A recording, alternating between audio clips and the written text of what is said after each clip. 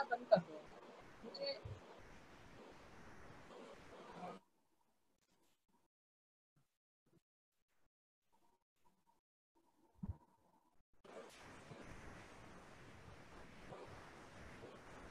अध्यक्ष, 6 दिवसीय अंतरराष्ट्रीय कार्यशाला के आयोजक आदरणीय डॉक्टर CM पटेल सर, हमारे 6 दिवसीय कार्यशाला के वक्ता मित्र, आज के कार्यक्रम के मुख्य अतिथि डॉक्टर नीता मैम और आप सभी व्यूअर्स को मेरा हार्दिक नमस्कार, अभिनंदन, अभिवादन, सादर प्रणाम।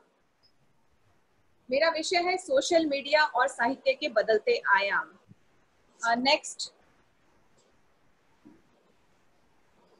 स्लाइड आप ले सकते हैं। सोशल मीडिया और साहित्य दोनों में गहरा संबंध है। पहले नहीं था लेकिन अब बनता जा रहा है। आज के समय का एक ऐसा अपरंपरागत किंतु बेहद लोकप्रिय माध्यम जो प्रिंट और इलेक्ट्रॉनिक मीडिया से काफी अलग है और इंटरनेट के माध्यम से एक विशाल शक्तिशाली वर्चुअल वर्ल्ड का ये निर्माण कर रहा है। सोशल मीडिया आज अपनी लोकप्रियता के चरम सीमा पर है, लोगों के जीवन का एक अनिवार्य हिस्सा बन चुका है।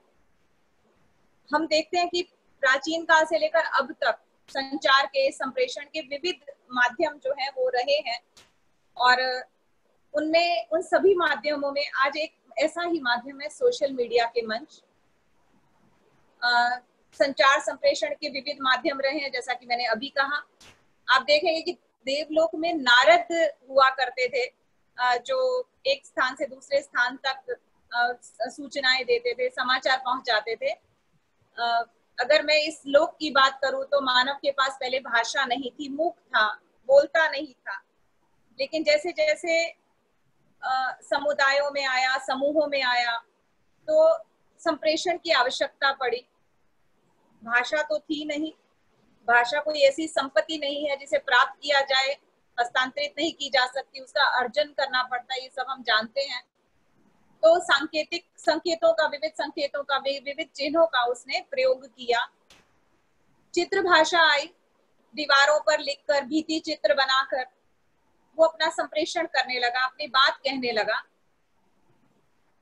विविध प्रकार की ध्वनियां, फिर वो धीरे धीरे उसने आवाजें, ध्वनियों से जो है वो सीखना शुरू किया। शायद झरने का कलकल बहना, हवाओं का चलना, या मोर का जो है, या पशु पक्षियों का ध्वनि निकालना, शायद प्रकृति से सीखता सीखता उसने ध्वनियों पर वो आया होगा और फिर उसने जो है वो भाषा का धीरे धीरे जो है वो लिपि चिन्हों का, भाषा का, बोलने का उसने जो है वो उसकी खोज की होगी, उसका वहां तक वो पहुंचा होगा। जब भाषा आई तो संप्रेषण जो है वो संभव बना। ऐसे परिवर्तन ला दिए जीवन में, मानव के जीवन में, कि उसे जो है शब्दों में बयान करना आसान नहीं है। हम सब जानते हैं कि भाषा के आने के बाद क्या हुआ। मौखिक स्वरूप से भाषा लिखित स्वरूप की ओर बढ़ी। लिखित में लिपि की खोज की गई, लिपि चिन्हों की खोज की गई और जैसे जैसे मनुष्य ने भटकता हुआ जीवन छोड़कर एक जो है एक स्थायी और टिकाऊ जीवन जीना शुरू किया, तो हम जानते हैं कि बहुत सारे परिवर्तन आए। आकाश जो है आविष्कार हुआ, पहिए का आविष्कार हुआ। तो इस तरह से उसने वो कई आविष्कारों के साथ साथ उसने भाषा को भी ढूंढा। अभी आप पीछे जाइए प्लीज, पिछली बात कर रही हूँ मैं अभी। हाँ जी। तो इसके बाद आप देखते हैं कि जब संचार के साधन बहुत, आवागमन बहुत ज्यादा संभव नहीं था, तो तब अपनी बात को दूर तक पहुंचाने के लिए ढोल, नगाड़े या मुनादी कराई जाती थी। ऊंची ऊंची आवाज में लोगों तक, शायद तब लाउड स्पीकर भी नहीं थे, और फिर ढोल बजाकर, नगाड़े बजाकर या फिर एक भोंपूनुमा आकार के यंत्र के द्वारा बोलते हुए वो जो है अपनी बात को दूसरी जगह तक पहुंचाया जाता था। दूत का भी सहारा लिया जाता था कि लोग अपनी बात को दूत के माध्यम से, आप जानते हैं कि कालिदास जी ने मेघदूत के माध्यम से, अभी मेघ जोरदार बरस रहा है। आज मैं यहाँ पर जहाँ अपना वक्तव्य प्रदान कर रही हूँ, वक्तव्य दे रही हूँ, और बाहर जो है वो मेघ जो है वो दूत बनकर बरस रहे हैं। एक सुंदर प्रकृति का एक सुंदर दृश्य है। तो मेघों के द्वारा भी संदेश भेजा जाता था। कबूतरों ने भी इस निर्दोष पक्षी ने भी दूत की जो है भूमिका को अदा किया अपने वक्त पर। फिर घोड़ों के द्वारा, ऊंट के द्वारा भी ये जो है हम देख सकते हैं कि अपना जो संचार संप्रेषण जो था वो किया जाता था। नेक्स्ट, भोजपत्र, ताड़पत्र, शिलालेख आदि पर भी जो है वो लिखे गए। पहले कैसे कैसे लेखन कहाँ होता था जब कागज नहीं था, जब ये सब चीजें नहीं थी। फिर विज्ञान और तकनीक का जब आविष्कार हुआ, छपाई की जब शुरुआत हुई कि किस तरह से छपाई, कहते हैं कि भारत में प्रिंटिंग की शुरुआत जो है वो पुर्तगालियों से मानी जाती है। 16वीं सदी में ऐसा माना जाता है कि छपाई की शुरुआत, प्रिंटिंग की शुरुआत हुई। और प्रिंट मीडिया फिर धीरे धीरे ताड़पत्रों से, भोजपत्रों से, शिलालेख से कागज पर लिखना शुरू हुआ। प्रिंट मीडिया आया, इसके साथ किताबें आई, पत्र पत्रिकाएं आई, पुस्तकें आई, समाचार पत्र आए। तो इन सब ने भी जो है वो संचार संप्रेषण के क्षेत्र में एक ऐसा बदलाव ला दिया था जो संभव नहीं था, जो इससे पहले के वक्त में शायद संभव नहीं था। इसके बाद हम देखते हैं प्रिंट मीडिया की भूमिका के बाद इलेक्ट्रॉनिक मीडिया आया। मैं ये सब बातें इस अपने वक्तव्य की पूर्व भूमिका में कह रही हूँ, क्योंकि जब सोशल मीडिया आया तो उससे पहले कैसे संप्रेषण के माध्यम से, संचार के माध्यम से, हम उस और जरा बात कर रहे हैं। इलेक्ट्रॉनिक मीडिया आया तो फिर तो और भी जो कहते हैं कि चमत्कार आ गया, क्रांति हुई। तो जिसमें telephone, teleprinter, fax machine, TV, radio, ये सब चीजें शामिल थी। फिर धीरे धीरे कंप्यूटर, लैपटॉप जो, और वैसे कहते हैं कि इलेक्ट्रॉनिक मीडिया की शुरुआत जो है वो DW.com नामक जो वेबसाइट है उसके अकॉर्डिंगली, उसके अनुसार 1990 के आसपास मानी जाती है। इंटरनेट आया तो उसके साथ कंप्यूटर, लैपटॉप, टेबलेट, और अब जो हाथ में है वो है मोबाइल। और सोशल मीडिया और मोबाइल और संप्रेषण ये एक दूसरे के पर्याय बन गए हैं। सोशल मीडिया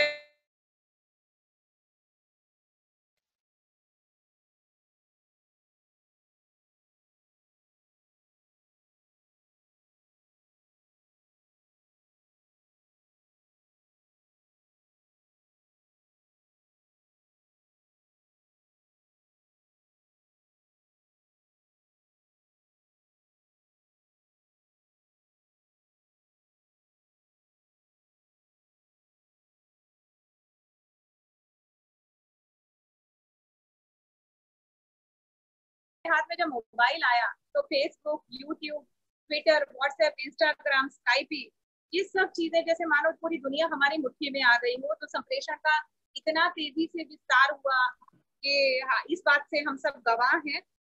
सोशल मीडिया का मतलब है सोशल कम्युनिकेशन के द्वारा लोगों के साथ आपस में जुड़ना।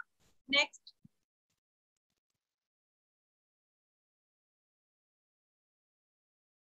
आप देख सकते हैं कि बिल्कुल आप देख सकते हैं कि एक और कलम, कागज और दवात का एक चित्र है, और दूसरी ओर सोशल मीडिया का एक एरो बना हुआ है, एक निशान बना हुआ है जो दिशा परिवर्तन की ओर।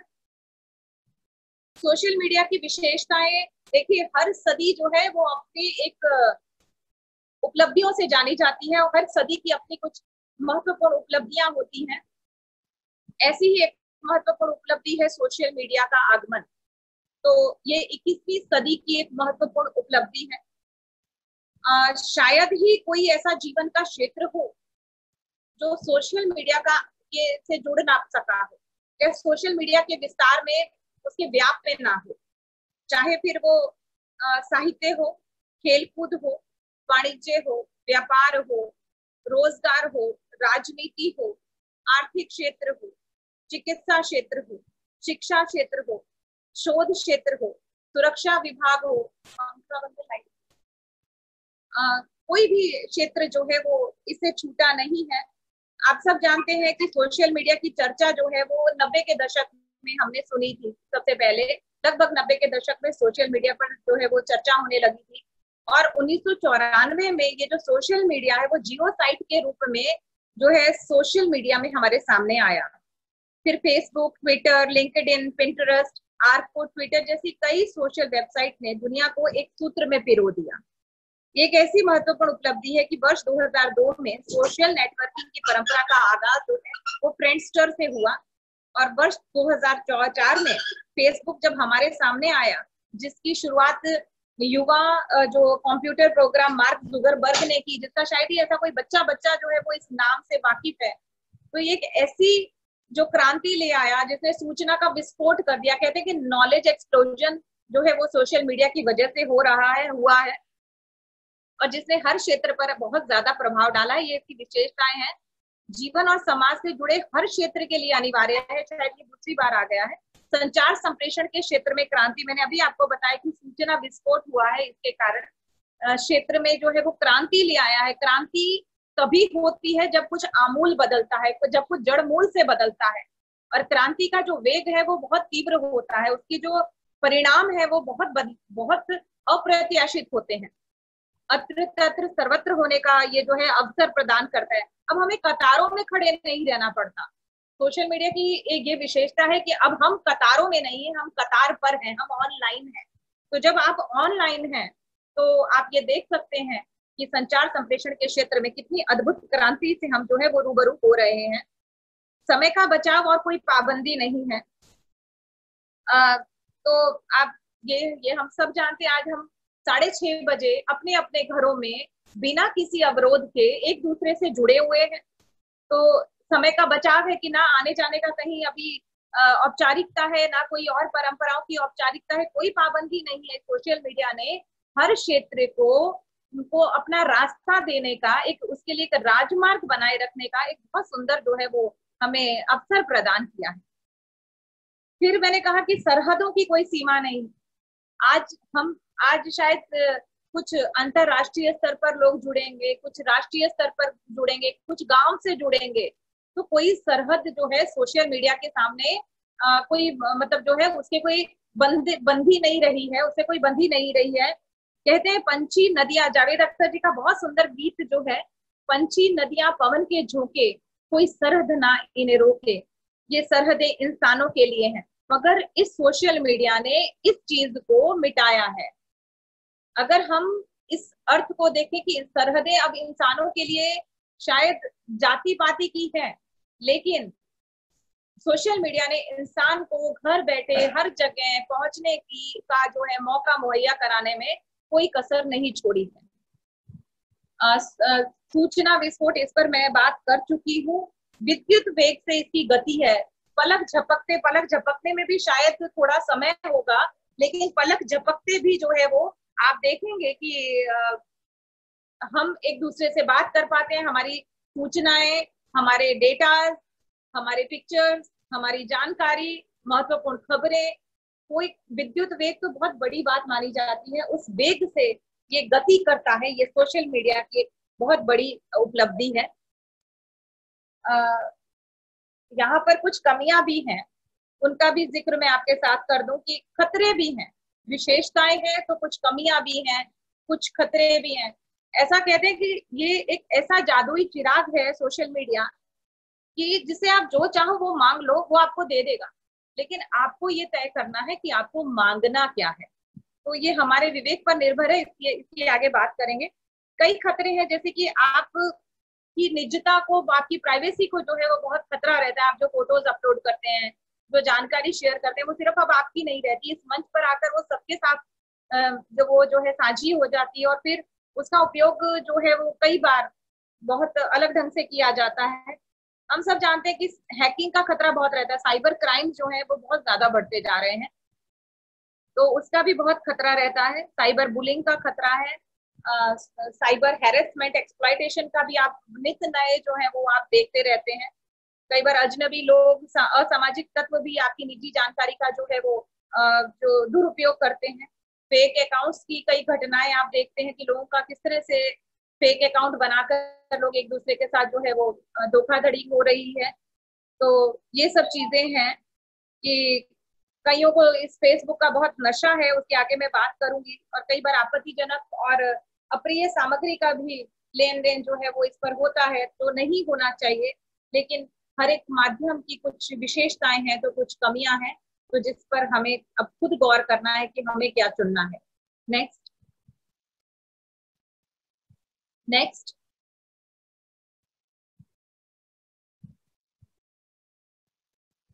जी।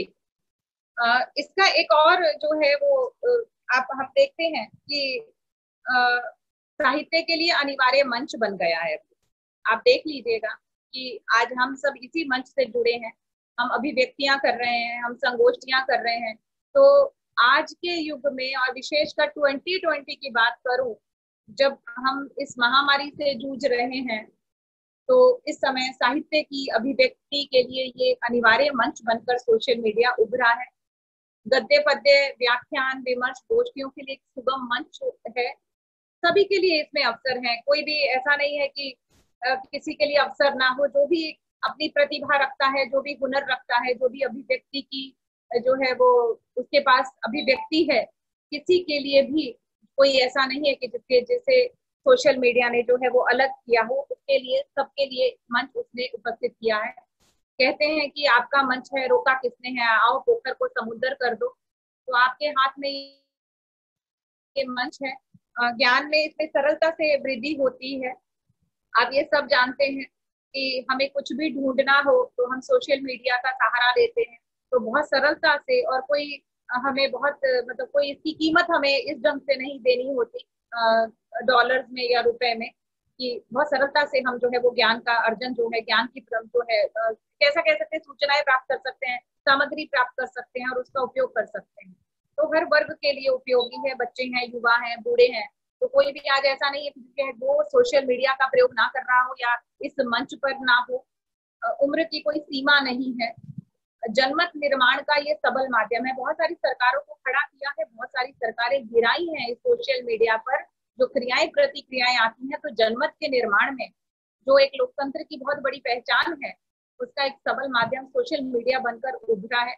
कोई भी मुहिम हो, आंदोलन हो, विचारधारा हो, बहुत जल्दी से इस माध्यम के से वो फैलती है, असर करती है, प्रभाव दिखाती है और परिणाम लाती है। तो ये है, लोकतंत्र को बढ़ावा बहुत मिला है। सब कोई अपनी बात कह सकता है, सुन सकता है। लोगों का तंत्र है, रियल डेमोक्रेसी जो है, डेमोक्रेटिकल अप्रोच जो है, वो सोशल मीडिया के माध्यम से हम सब देख सकते हैं। अब तक जो था वो प्रिंट और इलेक्ट्रॉनिक मीडिया के एकाधिकार को चुनौती दी है। ये बहुत बड़ी बात है कि एक बहुत बड़ा समय था कि जब प्रिंट मीडिया का बोलबाला था, फिर इलेक्ट्रॉनिक मीडिया जो है उसका था। लेकिन सोशल मीडिया ने इन दोनों मीडिया को जो है वो चुनौती दी है, या ये कहूंगी कि उन्हें और नए रास्ते भी दिखाए हैं, उनका दिशा निर्देश भी किया है। और एक और ये बात बताऊं कि आजकल जो है, आप सब जानते हैं कि परंपरागत मीडिया, ये दोनों मीडिया अभी अब सोशल मीडिया का जो प्रयोग है वो बहुत बखूबी कर रहे हैं, बहुत जो है अपने अपने क्षेत्र में कार्यरत हैं इस मीडिया के माध्यम से। और ये माध्यम जो है वो कई मायनों में अन्य समकालीन मीडिया रूपों से बहुत आगे है, कोई संदेह नहीं है। क्योंकि मैंने आपको बताया कि विद्युत वेग की गति अत्र तत्र सर्वत्र, कोई बांध कोई नहीं। तो ये सब चीजें जो हैं, इसके कारण जो सोशल मीडिया है वो अन्य मीडिया रूपों से कहीं बहुत आगे निकल गया है। आप देखिएगा कि कई जो समाचार पत्र हैं, प्रिंट मीडिया है, कई पत्रिकाएं हैं, वो फेसबुक पर अपना पेज बना रही हैं, पाठकों तक पहुंच रही हैं, उनसे अपनी जानकारियां साझा कर रही हैं, रचनाएं जो है वो संप्रेषित कर रही हैं। तो सोशल मीडिया कुछ खास है, कुछ नहीं, बहुत खास है। नेक्स्ट।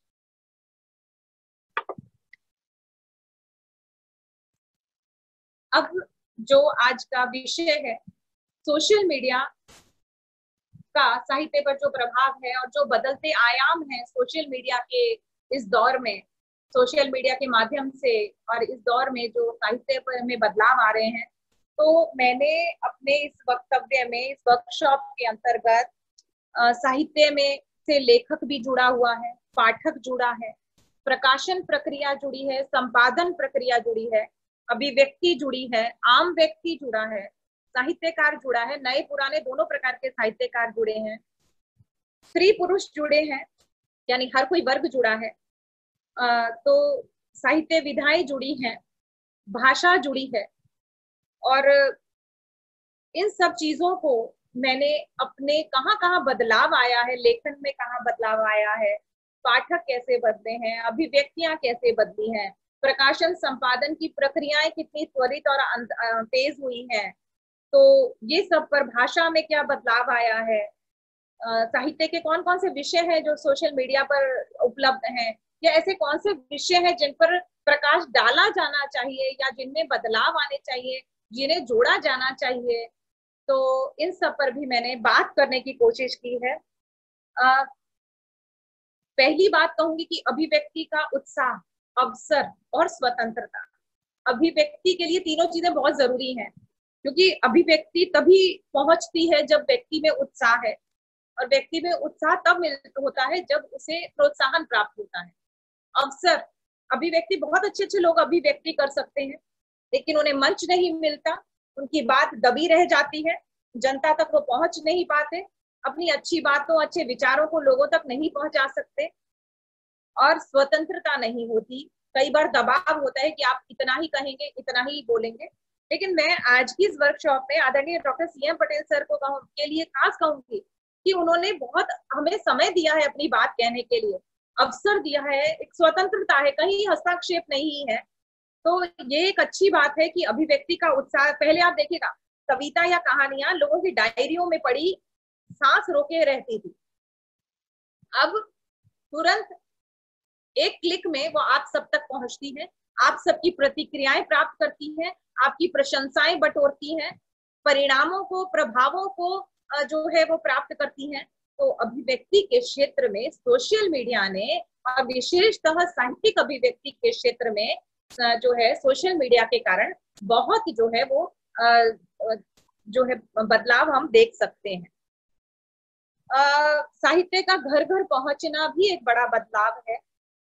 कई बार जो है लोग पुस्तकालय नहीं पहुंच पाते थे, या जो बहुत पढ़े लिखे नहीं है, विश्वविद्यालय तक नहीं पहुंचे हैं, या कहीं और जहाँ शिक्षण संस्थाओं में शायद वो नहीं जा सकते थे, या फिर अभ्यासक्रम के सिवा कोई और किताबें पढ़ने का उनको मौका नहीं मिलता था, या कोई और साहित्य जानने का मौका नहीं मिलता था। तो आज इस सोशल मीडिया ने, चाहे फिर वो व्हाट्सएप है, चाहे वो फेसबुक है, चाहे वो इंस्टाग्राम है, या वेबसाइट्स हैं, या ब्लॉग्स हैं, या जितना भी कुछ तमाम साधन, मंच, एप्स, सुविधाएं सोशल मीडिया ने खड़ी की हैं, उन्होंने साहित्य को घर घर तक पहुंचाया। स्त्री लेखन के नए क्षितिजों से परिचय हुआ है। अब सिर्फ आप देखिएगा कि स्वतंत्रता के बाद स्त्री लेखन में जो है वो बहुत परिवर्तन आया था, बहुत ज्यादा तेजी से स्त्री लेखिकाएं कहेंगे, महिला लेखन जो है वो उसको बड़ी गति मिली थी। लेकिन हर स्त्री नहीं बोल रही थी, लेकिन सोशल मीडिया के कारण जिस भी स्त्री को अपनी बात कहनी है, तो अब उसे मंच ढूंढने की आवश्यकता नहीं पड़ती, उसे अवसर तलाशने की आवश्यकता नहीं पड़ती, उसे किसी से इजाजत लेने की आवश्यकता नहीं पड़ती। तो वो अपना हाले दिल बड़ी खुशी से बयां कर रही हैं। स्त्री लेखन के नए क्षितिजों से परिचय जो है वो हमें मिला है। मुझे एक बहुत सुंदर एक कविता मिली है, क्योंकि मैं ये मानती हूँ कि आज स्त्री जो है वो अपने कविताओं के माध्यम से अपने अंदर चल रही हलचल को, अगर वो कुकर की सीटी बजा रही है तो यहाँ पर वो अपनी रचना भी पोस्ट कर रही है, उसकी दाल वहां वो अगर बना रही है तो वो यहाँ पर अपने जो है सोशल मीडिया के माध्यम से अपनी कविताएं भी गूंथ रही है, आटे के साथ साथ जिस तरह आटा गूंथ रही है। दोनों सेम नहीं है, लेकिन कहने का मतलब है अगर वो आटा गूंथती है तो शब्द गुंफन से भी वो बहुत अच्छे से परिचित होती जा रही है। एक अंकिता शुक्ल जी के फेसबुक पर एक कविता, फेसबुक वॉल पर एक कविता है जिसे अमर उजाला काव्य डेस्क नई दिल्ली में ने जो है वो अपने ऑनलाइन प्रस्तुत किया है। और इसमें स्त्री किस तरह से अपनी बात कहती है, किस तरह से वो ये कहती है कि मेरे लिए लिखना क्यों मुश्किल है। वो अपने भीतर की हर हलचल को, भीतरी लेखन के कई जो आयाम है, जो स्तर है, वो क्या महसूस करती है, कितने लेयर्स में वो जी रही है, उसके लिए क्यों मुश्किल है किसी जगह तक पहुंचना, या लेखन कहाँ मुश्किल बन पड़ता है, वो इसमें अपनी बात कह रही है। उसकी एक कविता है, सुनो पुरुष ए मेरे दौर के लेखक।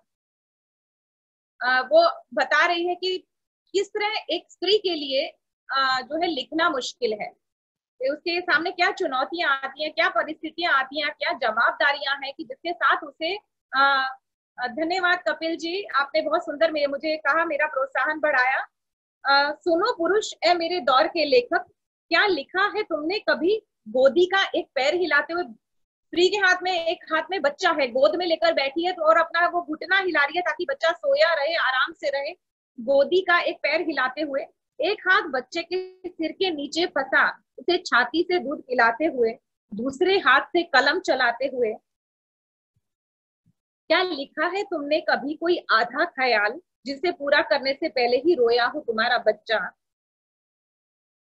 और रुकी हो तुम्हारी कलम जिसे मिनटों और फिर घंटों तक रखा हो तुमने अधपका, क्योंकि तुम नहीं देख सकते बच्चे को रोता हुआ और ना ही ख्याल को खोता हुआ। क्या किया है तुमने कोई अधूरा ख्याल पूरे बच्चे के रुदन के साथ? क्या लिखा है तुमने कभी बच्चे को नहलाते, तेल लगाते, खाना खिलाते, खेल दिखाते, रसोई में खड़े होकर एक हाथ से मसाले मिलाते, दूसरे हाथ से करछी हिलाते, मेहमानों को पानी पिलाते, झाड़ू लगाते, चाय बनाते, और पूजा घर में सुबह सुबह सवेरे दिया जलाते? क्या लिखा है तुमने कभी इस डर के साथ कि बहू क्या लिख रही है, लैपटॉप मोबाइल पर चलती उसकी उंगलियां दुनिया से क्या कह रही हैं, कहीं वे घर और परंपरा की बुराई तो नहीं लिखती, थोड़ी लगाम कसकर रखो, दुनिया की शय से लड़कियां बहुत अकड़ती हैं? क्या लिखा है कभी तुमने कभी संस्कारों का घूंघट ओढ़े? मैडम, मेरा नंबर आपने लिखा है कि मुझसे, मैं आपसे कैसे कांटेक्ट कर सकते हैं? आप सर के पास नंबर है, आप ले सकते हैं। आशा वर्मा जी, बहुत बहुत धन्यवाद आपका। क्या लिखा है तुमने कभी संस्कारों का घूंघट ओढ़े, मर्यादाओं को बिना तोड़े, रात के अंधेरे में छुपते छुपाते हुए? नहीं, तुमने नहीं लिखा होगा। तुम लिखते हो ऑफिस के डेस्क पर, घर में अपनी मेज पर, अपने समय में, जो सिर्फ तुम्हारा है, ना तुम्हारी पत्नी का, ना तुम्हारे बच्चे का। तो बहुत सुंदर ढंग से इन्होंने अपनी बात को कहा है और लिखा है कि किस तरह से आज स्त्री जो है वो लेखन उसका पहुंच रहा है जगह जगह पर, किस तरह से वो पहुंच रही है, किस तरह से वो अपने अंतर्मन की पीड़ा को, अपने लेखन से जुड़ी समस्याओं को हम सब तक पहुंचाने का वो जो है वो कैसे गढ़ रही है, उस चीज को नई परिभाषा कैसे गढ़ रही है। तो बहुत सुंदर कविता अंकिता शकुन जी की फेसबुक वॉल से जो है अमर उजाला काव्य डेस्क ने हमें बताई है। तो ये चीजें हैं जो बदलाव ला रही है, हर वर्ग के लेखन को प्रोत्साहन है। आप देखिएगा कि आज डॉक्टर भी लेखक है, आज इंजीनियर भी लेखक है, आज एक कारखाने में काम करने वाला मजदूर भी अपनी आप बीती लिख रहा है, और हर तरह से वो जुड़ रहा है, लेखन को प्रोत्साहन मिल रहा है। तो इस तरह से आगे हर वर्ग से जुड़ रहा है। मुझे अभी याद नहीं आ रहा, लेकिन मैंने 2 पंक्तियां कहीं पढ़ी थी और मैं दावे के साथ कह सकती हूँ कि वो किसी डॉक्टर ने लिखी है, लेकिन वो शायरी थी, और अगर मुझे मिलेगा तो मैं जरूर आपको, कुछ निगलना पड़ता है। तो किस तरह से जो मतलब बड़ा सुंदर ढंग से, मुझे आज पूरी पंक्तियां याद नहीं है, लेकिन मैं कह सकती हूँ कि एक डॉक्टर ने जो है वो बहुत सुंदर शायरी लिखी होगी। भाषा जानने हर वर्ग अपने आप को जोड़ रहा है, सोशल मीडिया लेखन को प्रोत्साहन दे रहा है। तो ये सब चीजें हम देख पा रहे हैं, हर वर्ग को साहित्य से जोड़ने में जो है वो प्रोत्साहन मिला है। सिर्फ कुछ चुनिंदा लोग नहीं, सिर्फ पढ़े लिखे लोग नहीं, सिर्फ साहित्यकार नहीं, अब हर कोई, धन्यवाद, अब हर कोई जो है वो इनसे जुड़ रहा है, प्रस्तुत हो रहा है। एक और खास बात जो बदलाव दिखाई दे रहा है, ये लेखन की बात की, लेखकों की बात की, एक और है कि लेखक और पाठक बहुत नजदीक हुआ है। लेखक जब लिखता है तो पाठक तक तुरंत पहुंच जाता है, और पाठक भी अपनी क्रिया प्रतिक्रिया देता है, तो नजदीकी बढ़ी है, नजदीकी बढ़ने से समझ बढ़ी है, और समझ बढ़ने से सेतु बन रहा है, चर्चाओं को जो है वो स्थान मिला है। एक और महत्वपूर्ण बात, सोशल मीडिया के जमाने में साहित्य के बदले आसार कि लेखक ही प्रकाशक और संपादक की भूमिका में है। अब उसे कहीं किसी के पास जाने की जरूरत नहीं है, इंतजार करने की जरूरत नहीं पड़ती कि वो अपनी रचनाएं छपवाए, किसी की जी हजूरी करे, बस उसके हाथ में उसका माध्यम आ गया है, वो खुद आज प्रकाशक और संपादक की भूमिका निभा रहा है। पाठक उसका मित्र बन गया है, पाठक मित्र की भूमिका में भी सामने आ रहा है। सिर्फ पाठक नहीं है, वो उससे जुड़ सकता है, उससे बात कर सकता है, उसको वो फॉलो भी कर रहा है। तो बहुत सारी जो है दत्ता जी थैंक यू, बहुत सारी चीजें जो है वो जुड़ रही हैं। और ये कहूंगी कि साहित्य जो है समय से तो जुड़ा है। हमेशा कहते हैं कि साहित्य में समय धड़कता है, साहित्य में समय बोलता है, साहित्य में समय दिखता है। लेकिन आज के दौर का साहित्य आज के समय को अपने अंदर बहुत जल्दी जो है वो समा रहा है। मैं इसकी बात कोरोना काल के साहित्य में करूंगी, मेरी अगली स्लाइड्स जब आएंगी मैं इस पर बात करूंगी कि ये चीजें किस तरह से बहुत नजदीकी से जुड़ रही है, किस तरह समय को ले रहा है, समय को दिखा रहा है, साहित्य अपने शब्दों में दिखा रहा है, उसकी उसकी तस्वीर किस तरह खूबसूरती से बयां कर रहा है। जी नेक्स्ट। तात्कालीन घटनाओं का साहित्य में तुरंत निरूपण अच्छी बात भी है और इसमें कुछ कमियां भी हैं। अच्छी बात इसलिए कि हमें तुरंत पता चलता है कि साहित्य जो है वो वर्तमान से किस तरह कितनी शिद्दत से जुड़ा है, किस तरह से आज घटनाओं को साहित्य अपनी कहानी, कथा, नाटक, उपन्यास आदि में गुंफित कर रहा है।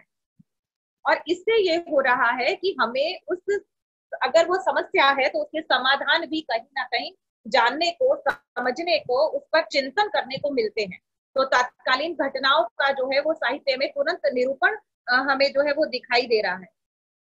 एक और अच्छी बात, तात्कालिक प्राचीन से प्राचीनतम साहित्य और नवीन से नवीनतम साहित्य दोनों के लिए जो है, धन्यवाद संजय जी, दोनों के लिए जो है वो दोनों साहित्यों के लिए मंच पर जो है वो सहज उपलब्धि है। चाहे आप उसे फेसबुक या साहित्य कहेंगे या आप उसे कहेंगे सोशल मीडिया का साहित्य या फिर ये पुराने से पुराना साहित्य है, चाहे फिर वो वेद हो, पुराण हो। धन्यवाद राजेश जी। बहुत मतलब ये जो है जो वेद है, पुराण है, हमारे महाकाव्य है, रामायण है, महाभारत है, गीता है, आप एक क्लिक में आप उनसे जुड़ते हैं।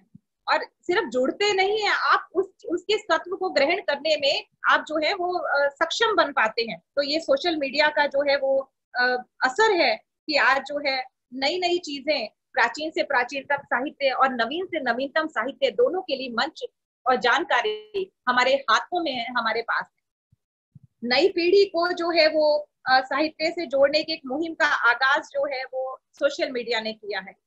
अब तक हम हमेशा कहते थे कि नई पीढ़ी साहित्य से नहीं जुड़ी है, संवेदनशील नहीं है, या फिर बहुत सारी बातें हम कहते थे। लेकिन नई पीढ़ी को भी साहित्य से जोड़ने की जो है वो सोशल मीडिया ने एक क्या कहेंगे कि तारीफ काबिल कोशिश, और उस कोशिश में वो पूर्णतः सफल भी हुई है। तो नई पीढ़ी को साहित्य से जोड़ने की एक मुहिम जो है, एक कोशिश जो है वो सोशल मीडिया ने की है, क्योंकि बहुत जरूरी है। साहित्य संवेदनाएं देता है और हम सब जानते हैं कि संवेदनाओं का अकाल पड़ा हुआ है। लेकिन सोशल मीडिया के माध्यम से कोई भी घटना हो, उसके प्रति पूरी संवेदनशीलता साहित्य अपने हाथों में लेकर लोगों की संवेदनाओं को झकझोरता है, उन्हें जगाता है, उन्हें उस विषय पर सोचने पर मजबूर करता है। तो मैं कुछ घटनाएं आपसे बताऊंगी, इस बारे में भी चर्चा करूंगी। आगे बढ़ते हैं। पठन पाठन की प्रवृत्ति को जो है वो बहुत बढ़ावा मिला है। जो लोग पढ़ने लिखने से दूर थे, किताबें उठाने में थोड़ा आलस लगता था जिन्हें, या मतलब परहेज तो नहीं कहूंगी, लेकिन आज तो हाथ में खुद साहित्य किताबें मानो खुद हाथ में आकर के आपको पढ़ने के लिए, अपने आप को नजरों से गुजारने के लिए कहती है कि आप हमें पढ़िए। तो पठन और पाठन को भी सोशल मीडिया ने जो है उसकी प्रवृत्ति को जो है वो बढ़ाया है, आगे बढ़ाया है। साहित्य को तकनीक से जोड़ने की जो है पूरी कोशिश जो है वो सोशल मीडिया ने की है। आप देख लीजिएगा कि इसी सोशल मीडिया पर जो विविध एप्स हैं या फिर बहुत सारे इंटरनेट से हमें जो एप्स मिलती हैं, उसे हम एक प्रोफेशनल की तरह हम अपने साहित्य की प्रस्तुति कर रहे हैं, हम पीपीटीज बना रहे हैं, हम अपने पेज डिजाइन कर रहे हैं, हम अपने पैम्फलेट्स डिजाइन कर रहे हैं। हम साहित्य को तकनीक से जोड़कर उसे देश विदेश और हर जगह तक पहुंचा रहे हैं। तो ये सब चीजें हैं कि तेज रफ्तार से इसकी रफ्तार जो बढ़ी है तकनीक के कारण, साहित्य की जो है वो बहुत जो है उपलब्धि है इस सोशल मीडिया की। नेक्स्ट। जी नेक्स्ट। लोकप्रिय साहित्य यानी वो जिसके पाठक बहुत ज्यादा हुआ करते थे, जो जिसे बहुत करियर नहीं शायद माना जाता था, या बहुत जिसका वो नहीं था, कोई साहित्यिक मूल्य जो है बहुत कम, बहुत ज्यादा आंका नहीं जाता था। लेकिन वर्तमान सोशल साहित्य जो है वो जो है वो पॉपुलर कल्चर का एक बहुत बड़ा अंग बनकर हमारे सामने आया है। तो इसने मानदंड बदले हैं कि लोकप्रिय साहित्य भी बहुत अच्छा हो सकता है, लेकिन जरूरी है कि हम उसे किस ढंग से लेते हैं। तो लोकप्रिय साहित्य के मायनों को बदलने में भी इन्होंने हमें मदद की है।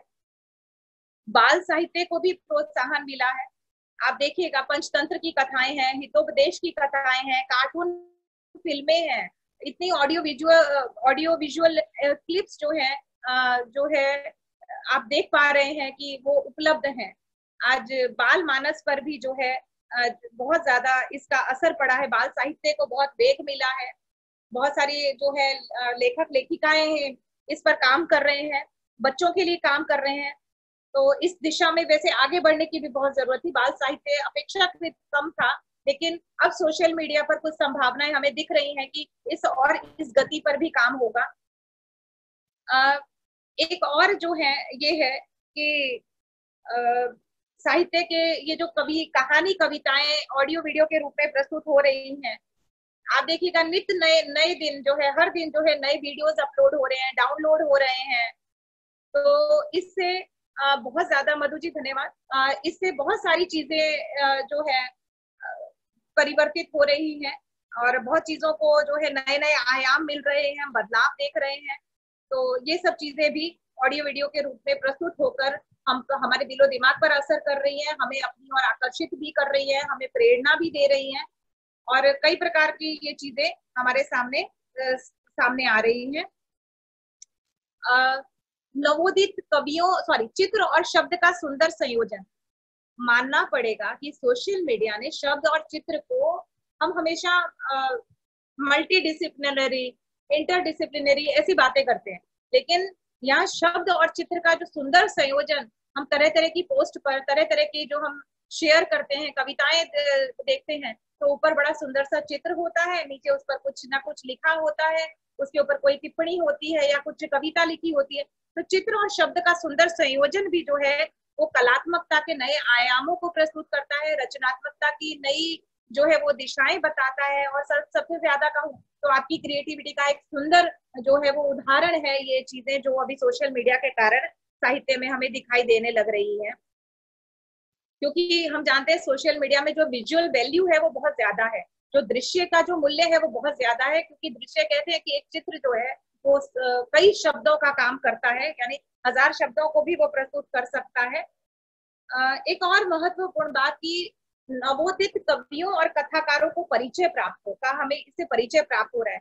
आप देखिएगा कि इस सोशल मीडिया की बदौलत जिन नामों को हमने कभी सुना नहीं था, हम कभी उनसे परिचित नहीं थे, लोग उसे फॉलो करते हैं। क्यों?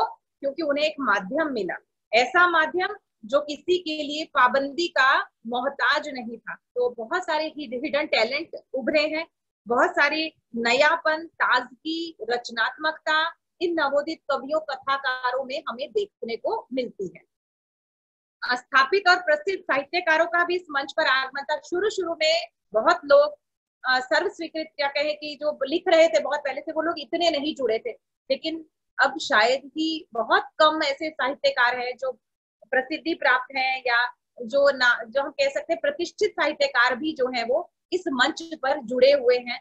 तो ये एक और हमारे लिए, या हम कहेंगे कि साहित्य जगत के लिए एक ये अच्छी जो है वो सूचना है, या अच्छी बात है।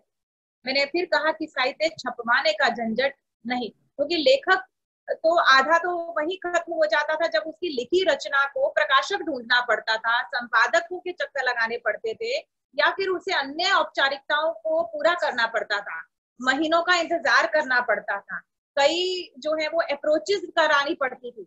लेकिन अब सोशल मीडिया ने उन्हें इन सब चीजों से इन सभी औपचारिकताओं, झंझटों से मुक्ति प्रदान की है। समय का तो बचाव है ही है, हम दिन रात नहीं देखते हैं, हम घड़ी की सुइयों के पाबंद नहीं रहे हैं, हम कैलेंडर की तारीखों से अब इतने वो वाबस्ता नहीं है। तो समय का बचाव है, हमें इंतजार नहीं करना पड़ता। आपको जब भी अभिव्यक्त होना हो, जब भी आपका लेखन आपको पाठकों तक पहुंचाना हो, आपको अपनी अभिव्यक्ति देनी हो, तो आपको समय का कोई भी वो नहीं है, लिमिटेशन नहीं है अब आपके लिए। साहित्य के प्रचार प्रसार में अभूतपूर्व तेजी और संरक्षण में सफलता है। तो ये एक बड़ी बात है कि मैंने आपको जैसे बताया कि प्राचीनतम और नवीनतम साहित्य का प्रचार प्रसार तो हो ही रहा है, साथ ही साथ उसका संरक्षण भी बहुत खूबसूरती से हो रहा है जो है। और एक और महत्वपूर्ण बात कि इस साहित्य के प्रचार प्रसार में अभूतपूर्व तेजी जो आई है, तेजी आई है, संरक्षण में जो सफलता प्राप्त हुई है, उसके कारण संस्कृति में भी जो है हमारे सांस्कृतिक जो है क्या कहेंगे कि संस्कृति को समझने का जो प्रयास है नई पीढ़ी का, वो भी बढ़ा है। साहित्य के माध्यम से हम जो है हमारी संस्कृति का संवर्धन, पोषण और विकास का कार्य भी संभव हो रहा है। साहित्य के माध्यम से हम बहुत सरलता से हमारी भारतीय सभ्यता, और मैं तो यूं कहूंगी कि वैश्विक सभ्यता संस्कृति, भारतीय सभ्यता संस्कृति, मानव मूल्यों, कला, संगीत, साहित्य, लोक परंपराएं, पौराणिक कथाएं, ऐतिहासिक घटना संदर्भ, धर्म, पर्व, त्योहार, अध्यात्म आदि को बहुत अच्छे से समझाया जा सकता है, समझा जा सकता है। तो ये सब चीजें हैं। ये आगे मैं ले रही हूँ ब्लॉग और वेबसाइट के बारे में, मैं आगे बहुत विस्तार से बताने वाली हूँ। Please next. फिर ये है कि विभिन्न साहित्यिक समूहों की सक्रियता हमें देखने को मिलती है। शायद हर शहर, हर गली, हर कस्बे, हर जिले, राष्ट्र स्तर पर, अंतरराष्ट्रीय स्तर पर इस सोशल मीडिया के कारण साहित्यिक समूहों का सुंदर गठन हुआ है। और ये साहित्यिक समूह, ये ग्रुप्स जो है वो कोई किलेबंदी की बात नहीं कर रही, ये ग्रुप्स साहित्य को वेग देते हैं, गोष्ठियां करते हैं। जैसे कि हमारा एक साहित्य ग्रुप है, ये रिसर्च कल्चर सोसाइटी जो है, वो किस तरह से आप देख रहे हैं कि 6 दिन का इतना सुंदर आयोजन इन्होंने किया है। तो विभिन्न साहित्यिक समूहों की सक्रियता भी सोशल मीडिया के कारण जो है वो संभव हो पाई है, जिससे साहित्य को वेग मिला है, असंख्य पाठकों तक पहुंचे हैं। मैंने आपसे पहले भी कहा कि अब 1 नहीं, 2 नहीं, बीच में कहा जाता था कि पाठकों की कमी आ गई है, पुस्तकें जो है वो पुस्तकालयों में पड़ी हैं, कोई देख नहीं रहा, कोई पढ़ नहीं रहा। मगर सोशल मीडिया के दौर में ऐसा नहीं है। आज एक कृति, कुछ कविताएं या कोई भी कविता पलक झपकते एक क्लिक में असंख्य पाठकों तक पहुंच जाती है और वो अपनी संप्रेषणीयता प्रस्तुत कर होती है। इस ढंग से संवाद के लिए बेहतर जगह है, इसकी भी मैं आगे बात करूंगी विस्तार से। साहित्य में लोकतंत्र का निर्माण कर रही है। लोकतंत्र का तो निर्माण, मैंने पहले भी कहा कि ये एक लोकतांत्रिक माध्यम है, हर एक को सब कुछ कहने की छूट है, बोलने की छूट है अपने विवेक से। लेकिन साहित्य के क्षेत्र में जो लोकतंत्र आया है वो सोशल मीडिया के कारण बहुत ज्यादा जो है वो सशक्त बना है। हर कोई अपनी अभिव्यक्ति कर सकता है। वर्चस्ववादी किलेबादी बंदी को तोड़ने में भी सक्षम हुआ है। बहुत सारे ऐसे वर्चस्व थे, गुट थे साहित्य के क्षेत्र में भी, जो अब उन्हें किसी को भी जो है वो आगे बढ़ने के लिए जो है वो अवरोधों का सामना भी करना पड़ता था। लेकिन सोशल मीडिया के ने एक ऐसा प्लेटफॉर्म दे दिया, एक ऐसा मंच दे दिया जो हर प्रकार के वर्चस्व को, किलेबंदी को, गुटबंदी को सिरे से खारिज करने की ताकत रखता है। हिंदी को प्रोत्साहन, ये एक बहुत बड़ी बात है कि हिंदी को जो है वो प्रोत्साहन मिला है। आपसे मैं बताना चाहूंगी कि लगभग खाली ब्लॉग्स की बात करूं तो 35,000 से ज्यादा ब्लॉग जो है वो इस समय हिंदी में है। अनेकों वेबसाइट्स हैं। आप देखिएगा कि अब जो है लोग हिंदी में सुनना, हिंदी में लिखना, हिंदी में पढ़ना जो है वो ज्यादा जो आप जो है वो पसंद कर रहे हैं।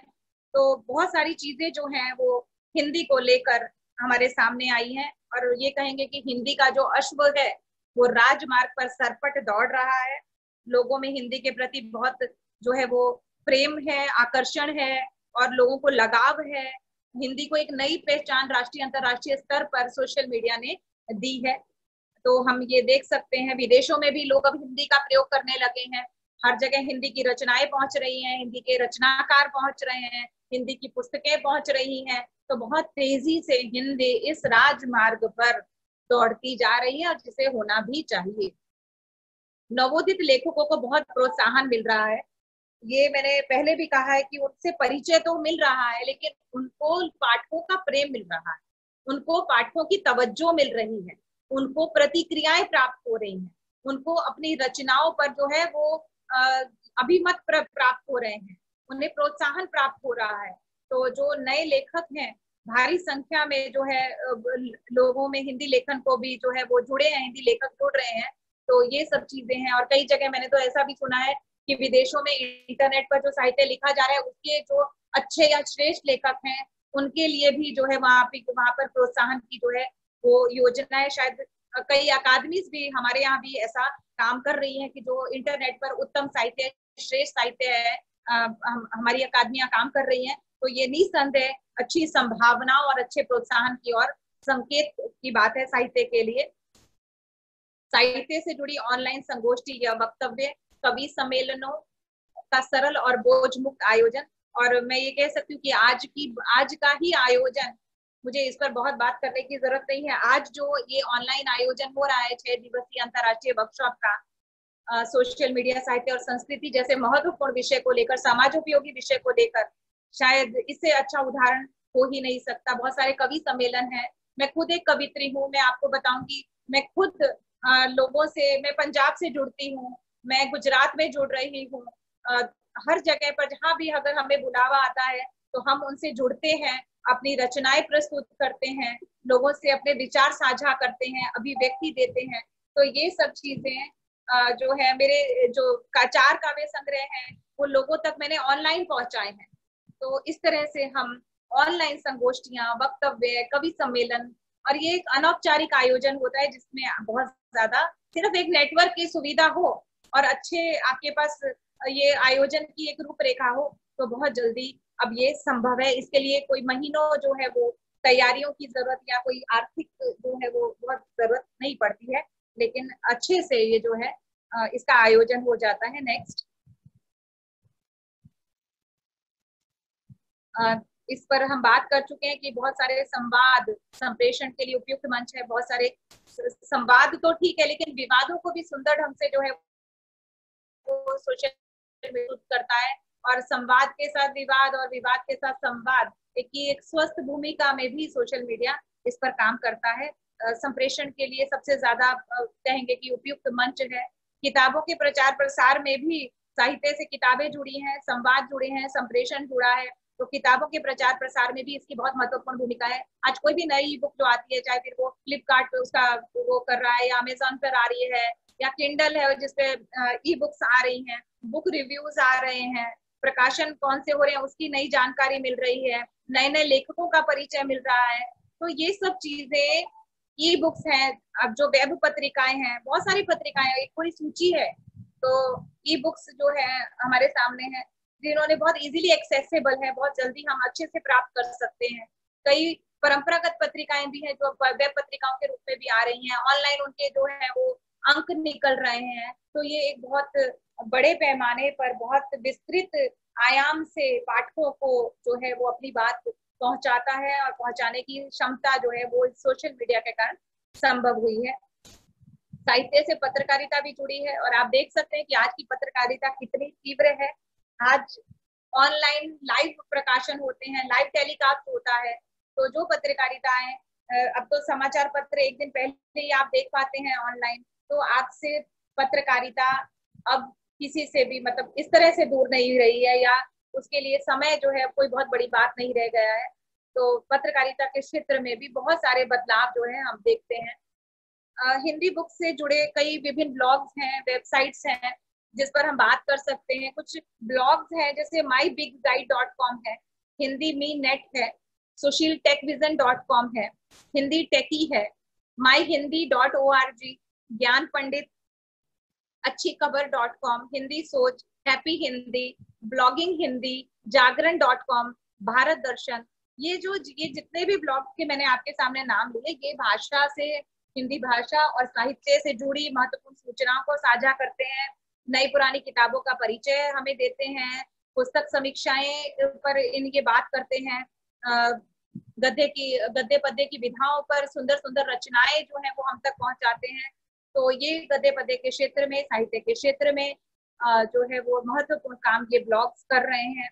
कई वेबसाइट्स हैं जैसे हस्ताक्षर है या ज्ञान मंजरी, युग वार्ता, यथावत, अनुभूति, गीत पहल, पूर्वाभास, प्रवक्ता, सृजन गाथा, कविता कोश, हिंदी नेस्ट, बेहतरीन गजलें, नज्मों, ये बहुत सुंदर वेबसाइट है ये, बेहतरीन गजलें और नज्में, साहित्य कुंज, हिंदी सेवा, साहित्य यात्रा, काव्य सुधा, हिंदी कविता और फोटोग्राफी, अपनी हिंदी, बूंद बूंद इतिहास, गीत कविता, ये सब चीजें जो हैं वो आप देख सकते हैं। ये ब्लॉग्स, ये वेबसाइट्स, ये सब कुछ हमारे पास बहुत आसानी से सोशल मीडिया ने उपलब्ध कराया है, जो साहित्य से जुड़ी बहुत सारी जानकारियां हमें देता है।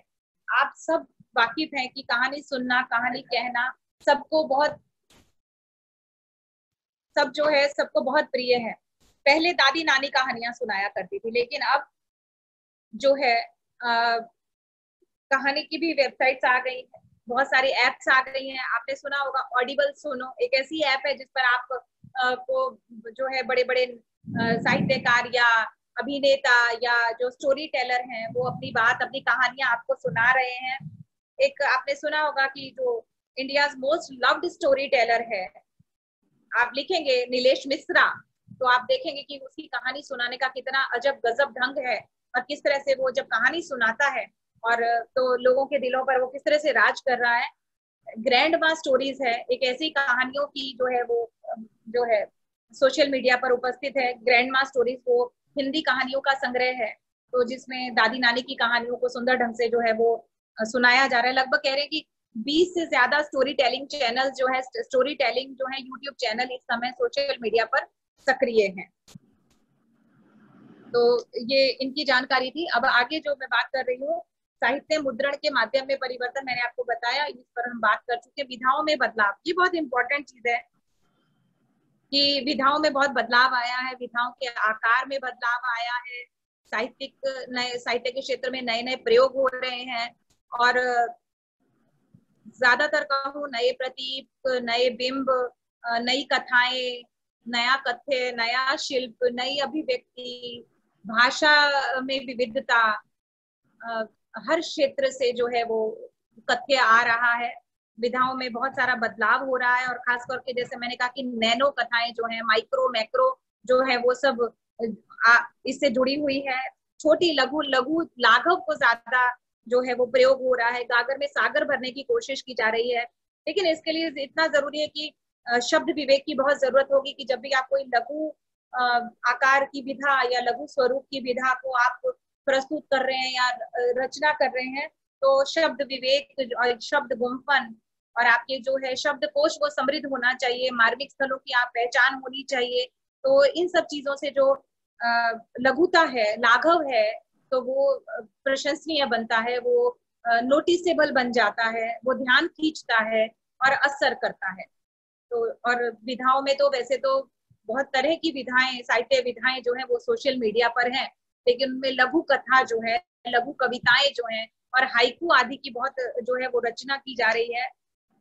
एक सुधांशु उपाध्याय जी हैं जो वरिष्ठ कवि हैं और लगातार फेसबुक पर अपनी कविताएं पोस्ट करते हैं। उनकी कविता है बहुत सुंदर, उसकी 2 पंक्तियां आपके साथ साझा कर रही हूँ कि किस प्रकार से कविताएं जो हैं वो अभी सोशल मीडिया पर वायरल होती हैं, पहुंचती हैं। कि बेटियां, उनकी कविता है, बेटियां, बड़ी बेटियां बेटी कम अधिक सहेली हो जाती हैं, और जिस घर में केवल बेटे हों माएं और अकेली हो जाती हैं। तो ऐसी कुछ है। ऐसे ही हाइकू भी बहुत सारे हमें मिलते हैं। विभा रश्मि जी का एक हाइकू जो है मैं आपके सामने पढ़ूंगी, बरखा बूंदे गुदगुदाती मन गजब फन। तो जो हाइकू भी है, बहुत सारे हाइकू हमें देखने को मिल रहे हैं।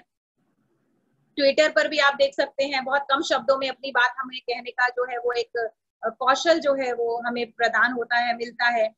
तो ये सब चीजें, और एक तो और बहुत रोचक तथ्य आपके सामने कहूँ कि बीते दिनों टाइम्स ऑफ इंडिया में ट्विटर कहानियों के बहाने एक लेख छपा था, जिसमें दुनिया की सबसे छोटी कथा का जिक्र है। बताया गया कि वो सिर्फ जो है कि ऐसा कहा गया कि सिर्फ 6 शब्दों की ये कहानी और नाम बताया, उसमें भी लिखा है शायद अर्नेस्ट हेमिंगवे ने लिखी है। मैं लेखक के विषय में मुझे बहुत ध्यान नहीं है, लेकिन मुझे जहां से मिला उसमें ये लिखा है कि अर्नेस्ट हेमिंगवे ने लिखी है। कहानी बस इतनी सी अंग्रेजी में, जिसका हिंदी अनुवाद आपके सामने करूंगी। For sale baby shoes never born.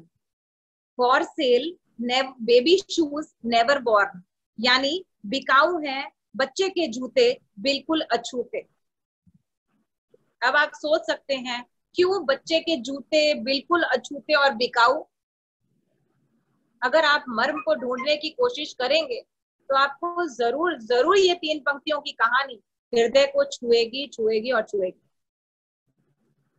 बच्चा जन्मा है, फिर बेचने की क्यों जरूरत क्यों पड़ी होगी? गरीबी होगी इसलिए। अछूते हैं मतलब बच्चे ने नहीं पहने, और क्यों नहीं पहने? बहुत सारी जो है वो दुखद संभावनाओं की ओर, या हमें अंदेशे आते हैं कि क्या पता बच्चा रहा है कि नहीं रहा। लेकिन ये तीन वाक्य हैं कि बच्चे के जूते बिकाऊ हैं और बिल्कुल अछूते हैं, तो ये बहुत असर करती है। और बहुत सारे लोग हैं जिनको इस तरह का जो है। और एक और मिल रहा है लैप्रेक करके, लघु प्रेम कथाएं हैं, वो भी जो है उसके अभी हमें जानकारी मिलती है कि वो लिखी जा रही है। और रविश कुमार जी की, खास तौर पर आप रविश कुमार लिखेंगे तो बहुत सारा आ जाएगा। रविश कुमार जी की एक लघु कथा है इश्क में शहर होना। तो ऐसी लघु कथाएं जो है वो लैप्रेक जिनको कहा जा रहा है, लघु प्रेम कथाएं हैं। वो भी नई नई विधाएं, नए नए प्रयोग, नए प्रतीक, नए बिंब, नई कथ्य, नई शैलियां, नई अभिव्यक्तियां, नया शिल्प, नए विचार, नए भाव, या भावों को भाव तो है लेकिन भावों को प्रस्तुति का नया तरीका, ये सब चीजें सोशल मीडिया के कारण साहित्य में हम देख पाते हैं और समझ पाते हैं। जी नेक्स्ट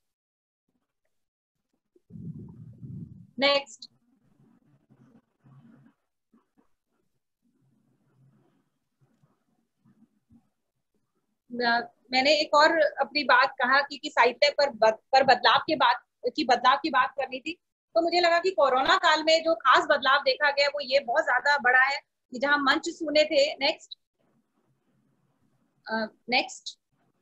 जहां मंच सूने थे, पुस्तकालय वीरान थे, लेकिन साहित्यिक अभिव्यक्ति पर कोई पाबंदी नहीं थी और उसने धूम मचा दी। शायद मैं ये कहती हूँ कि अभिव्यक्ति के समय का अगर हम कभी तुलना करेंगे, मुझे लगता है तो शायद इस समय में जितनी ज्यादा अभिव्यक्ति हुई है इस कोरोना काल में, उतनी शायद इतनी त्वरितता से और इतनी भारी संख्या में शायद पहले नहीं हुई होगी, मुझे ऐसा लगता है।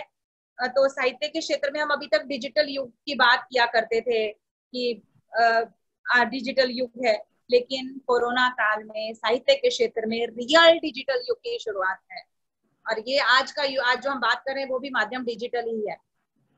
अनेक सीमाएं थी लेकिन साहित्य की अभिव्यक्ति अनवरत रही, बिल्कुल नहीं रुकी। सब कुछ लॉकडाउन में था लेकिन साहित्य अनलॉक था। ये साहित्य जो है वो साहित्य की बहुत बड़ी उपलब्धि है कि वो इस काल में भी सोशल मीडिया के माध्यम से, टेक्निक के माध्यम से, इंटरनेट के माध्यम से कहीं भी अपनी अभिव्यक्ति को उसने बाधित नहीं किया है। और एक और बात है कि हम हमेशा जानते हैं कि समाज में जो कुछ होता है या जो कुछ समय हमें दिखाता है तो साहित्य उसे अपनाता है, उसे दिखाता है, उस पर चर्चा करता है, चिंतन करता है, सरोकार अभिव्यक्त करता है, समाधान प्रस्तुत करता है। लेकिन इस काल के साहित्य में बहुत ज्यादा रचनाओं को जो है तत्कालीन समय से जुड़ी बहुत सारी रचनाएं जो है वो लोगों तक पहुंची हैं और आपदा को अवसर में बदलकर अभिव्यक्ति के नए आयाम का जोरदार स्वागत सभी पाठकों ने भी किया है, लेखकों ने भी जो है वो अभिव्यक्ति की है। तो बहुत ज्यादा स्वागत है। नए विषयों पर कविता कहानियों की रचना हो रही है और सबसे ज्यादा इसमें से जो मार्मिक मुझे लगता है विषय वो मजदूरों का पलायन था। जो लोग थे, जो मजदूर वर्ग था या जो दूसरे काम करने वाले लोग थे, दैनिक रोजी रोटी कमाने वाले लोग थे, उन पर जो गुजरी है वो बहुत भारी गुजरी है। और नए नए विषय, एक कहते हैं कि मजदूर विमर्श भी इसके कारण जो है वो सामने आ गया है। तो इन विषयों पर भी कविता कहानियों की जो है वो बहुत ज्यादा रचना हुई है। और एक और बात हुई है कि ये रचनाएं जो लिखी गई है इसमें कई रचनाएं ऐसी थी जो व्यक्ति को स्वमूल्यांकन के लिए प्रेरित करती थी, प्रकृति प्रेम और पर्यावरण संरक्षण की गुहार लगाती थी। हमें आत्म मंथन करने के लिए प्रेरित करती थी। तो ऐसी चीजें भी बहुत सारी आई हैं कि हमने ऐसा क्या किया कि प्रकृति भी जो है वो हमें हम ये सब हो रहा है। तो ये एक उसका और पक्ष था, उसके सोच का अलग पक्ष था। कहते कि सच सिर्फ एक एक नहीं होता, तुम्हारा सच अलग है, मेरा सच अलग है, उसका सच अलग है और सुनने वाले का सच अलग है। तो बहुत तरह से जो है ये चीजें हमारे सामने आई हैं। मैं ये कहूंगी कि मैंने खुद ने भी एक कविता जो है वो लिखी थी कि जो कोरोना के जब हम सब डरे हुए अभी भी हैं, लेकिन जब हम बहुत ज्यादा डरे थे तो उस समय हमें मतलब आज तो हम फिर भी बहुत एहतियात बरतते हैं, लेकिन जब ये चीज नई नई हमारे सामने आई थी तो हमारे मन में क्या ख्याल आ रहे थे। तो मेरी अपनी एक कविता है नई इबारत, और ये मैंने पोस्ट की भी है कि लगता है ऊपर कोई नई इबारत लिखी जा रही है, कुदरत मानो कोई नई लिपि रच रही हो है, वक्त से भी आगे निकलने की तेज रफ्तार में पुरानी लिपि हम समझ नहीं पाए, बड़े बेमाने कर दिए हमने कुदरत के फरमान, लाखों ख्वाहिशें करोड़ों अरमान, मानव खुद को समझ बैठा भगवान, मगर हमारी धृतराष्ट्रता ने फिर एक नई महाभारत रच दी है। अब तुम्हें स्वयं अपना सारथी बनना होगा, अन्यथा तुम परिणाम से वाकिफ हो। दुश्मन अदृश्य है और चाल भयंकर, युद्ध क्षेत्र भी तय नहीं है, अपनी रणनीति तुम्हें खुद तय करनी होगी।